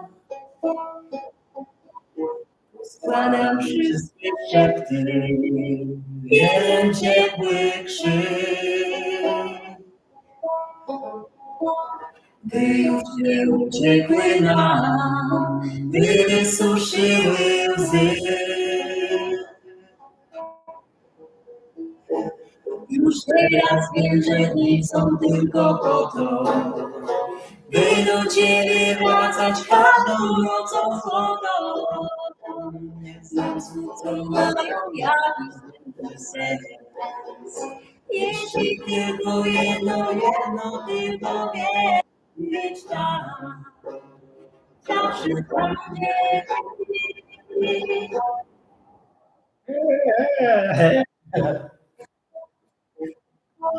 Tak, brakuje tylko ogniskiej kiełbasy. na pytanie Światowitka, jaki macie cel w dokumentowaniu swoich podróży? Czy chcecie na tym zarabiać, czy to jest wasz pamiętnik? Przede wszystkim nasza pamiątka z podróży jest coś, co chcemy wrócić i co chcemy też pokazywać naszym bliskim. Są ciekawi tego, jak wygląda nasza droga. Kuba lubi robić filmy i dla niego jest ogromna radość, więc to forma naszego artystycznego wyrazu i tak, a jeśli zdarzy się tak, że będzie można tym zarabiać, to czemu nie? Czekaj, pokażę jeszcze Na święta będą kolędy. Jak się spotkamy, to będzie. Wiecie, że ja mam swój kanał, oni mają swój. Ja jadę rowerem, oni jadą autostopem. Ja jestem sam, oni są mężem i żoną. No. Także ja mam rower, ja mam swoją kubyłę, nie? Na górze. I co? Jak wam się podobało? Co tam chcesz pójść na kolację? No właśnie nic nie mam do jedzenia. Trzeba... Zostało mi trochę cebuli. A mi pomidor, który na drodze. Koń, serwujesz. Kuba jeszcze poszedł po jakieś urządzenie? Charango. Charango. Też instrument z Boliwii. Już się ładuje. Czekaj, a A może tego sobie koło nie widziałaś chyba tego instrumentu, nie? Kupię bukłak. Co, widziałeś ten instrument? Pokaż. To jest To jest charango. czarango boliwiańskie. To Ewa dostała od zakonnika i generalnie tak się poznaliśmy. Ewa powiedziała, ja mam czarango. No, można powiedzieć, że jest to w pewien sposób wyjątkowe. igła stogusiana. Ty jeszcze możesz to pokazać do 3 osób, które są z nami. Wszyscy są z nami. Tak. Czekam przed nami. Kupię bukłak i rękawiczki. Mam zapisane. Ewa mega sympatyczna dziewczyna.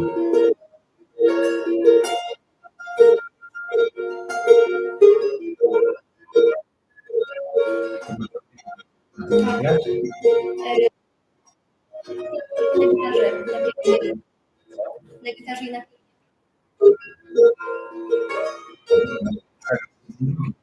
A do tego wciągasz? Nie będzie. Ja nie umiem grać, ja nie znam żadnych skal, nic takiego, ja się uczę zawsze mówić. Jak w poprzednim życiu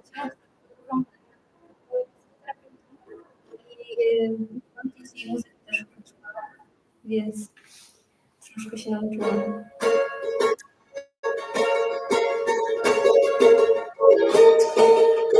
Właśnie myślę nad bagażnikiem, ale no tutaj nie mogłem dostać. Nie było.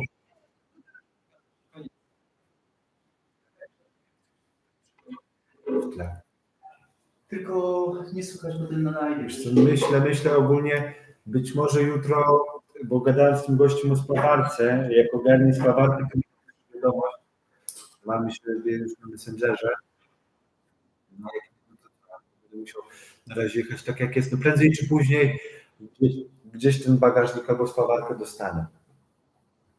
Chodził już naprawić z bagażnikiem. Ale słuchaj, wiesz, pokaż, w ogóle Polacy są wszędzie, nie? Co tutaj stoi?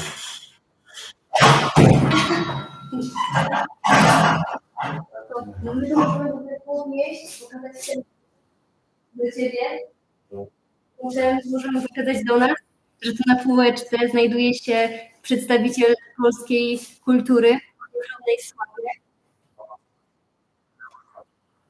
Tu jest laptop, a tu jest... Kurczę, to można powiedzieć, że już taka transmisja naprawdę. Tu jest koniu pokazuje.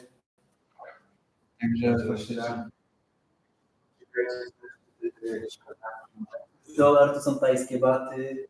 Gdzieś jeszcze dongi były wietnamskie. Tu jest jakiś... Tu jest... Dobrze, jestem z tym, żebyśmy rozmawiali o 2 wzywa. Razy 3. Także kurczę, no faktycznie, jak macie jakieś pomysły na to, co możemy tam zrobić i jakieś obiekcje, jak założyć workaway, żeby to było w miarę ok, jak założyć profil, żeby też chcieli was, bo czasami jest tak, że nawet gości zapraszają. Cześć, jesteś w Turcji, bo jesteś aktywny, masz twój profil jest aktywny w Turcji, no to przyjeżdżaj do mnie, nie? My musieliśmy tak za 4 workawaye mówić po prostu. Gościu tam miał willę i chciał, żeby ktoś mu pomógł z psami, miał chyba ich 6. Więc prowadzenie psów, zamieszkanie z takim naprawdę miłym małżeństwem. No i tak, powiemy jak to zrobić po prostu na live, nie? Ela podbija urok live'a. Właśnie, kobieta to Moje życie. jeszcze planujecie jakieś wspólne spotkanie, no jak pojadą przez Kazachstan i myślę, że tak będzie. Bo ja nie wiem, mi się wydaje, że Damy znać. Albo w Kazachstanie, albo w Indiach. albo w Indiach, albo w Kazachstanie. Święta sobie spędzimy razem. Także no pewnie się gdzieś przytniemy, bo jak mówimy, tak jak mówiłem, gdzieś tutaj zostaną, ja pojadę dalej, i potem oni autostopem W niektórych miejscach autostopem, w niektórych miejscach nie autostopem, będzie kobietą i trochę trudno łapać autostop. Nie wiadomo, kto się zatrzyma naprawdę. Nawet na były takie sytuacje, które były nieprzewidziane. Pytali nas różne rzeczy. Tak. Jak i co, i jak to w namiocie wygląda. O, sorry, rzeczy. Musieliśmy tylko zablokować na WhatsAppie, w ogóle by nas raz, a potem powiedział, jesteście piękni, mamy was odwiedzić. No to się też zdarzyło, że A potem tirowcy, To- milady, i no, to nie jest content na live, a w każdym razie jakby czuć już powolutku, że się zaczyna trzeba się zakrywać. trzeba się zakrywać. Na niebie wyglądać po prostu jak chłopak. Więc to nie jest kwestia tego, że te kobiety tam się zakrywają. Muszą się zakrywać, bo ci... Nie, no tylko skoro się zakrywają. Ale też jakby mentalność jest inna. Jakby to też jest zupełnie inny temat, no bo w krajach kobiety są traktowane inaczej niż w Europie. I jest bardzo duży patriarchat, bardzo duży przemoc wobec kobiet. Wiadomo, że nie wszędzie, wiadomo, że to się zmienia, ale patrząc na suche dane, jest to problem. Nawet czytałam, że Turcja podpisała dokument czas temu, sporo czas temu, właśnie o tym, żeby chronić prawa kobiet, żeby nie pozwolić na przemoc względem nich, po kilku latach się wycofali, bo sprzeczne z założeniami państwa. I Znaczy, to jest ze sobą bardzo blisko związane. realizowany, tylko tutaj nie jest srogi. A prawo szariatu w innych krajach no, finalnie jest bardziej Słyszałam, że respektowane. w Indiach tak jest, że się idzie, że jak są kobiety, które podróżują same, jadą tą się zdarza, że po prostu sobie siedzi obok jakiś chłop i sobie bierze włosy. I tak Znaczy, przedstawia. nawet w Polsce mojej kuzynce się zdarzyło, że stała na przystanku i goście jej lizał włosy. Jakie to jest chore. Tak. Dobra, to już na serio. I że w innych No, także nie, kurczę. tak, Chcę także powiedzieć, Nie dziwię się. nie wiem, Polki najpiękniejsze. Bez powodu. przed chwilą wyleciałem. Przypomnę.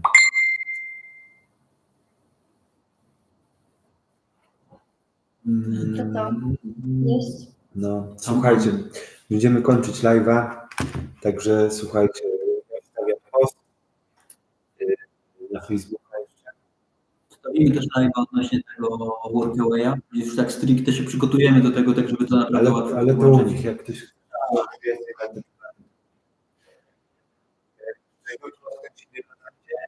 no i ja pojutrze będę udawał się na lotnisko. A my ciśniemy na wolontariat, a potem jedziemy załatwić wizę w Tbilisi.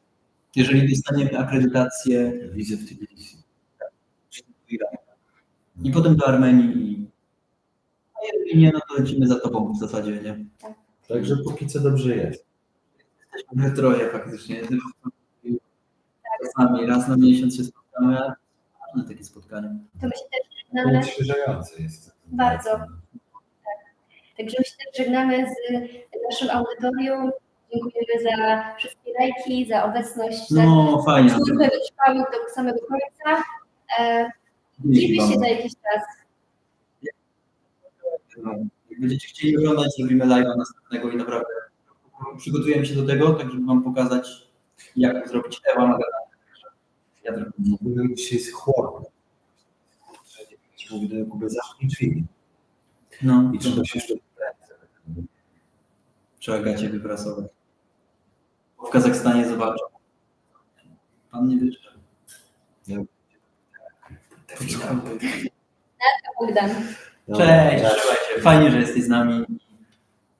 No i cieszę się. Naprawdę, że to... Trzeba to zakończyć. Polubienie 5700.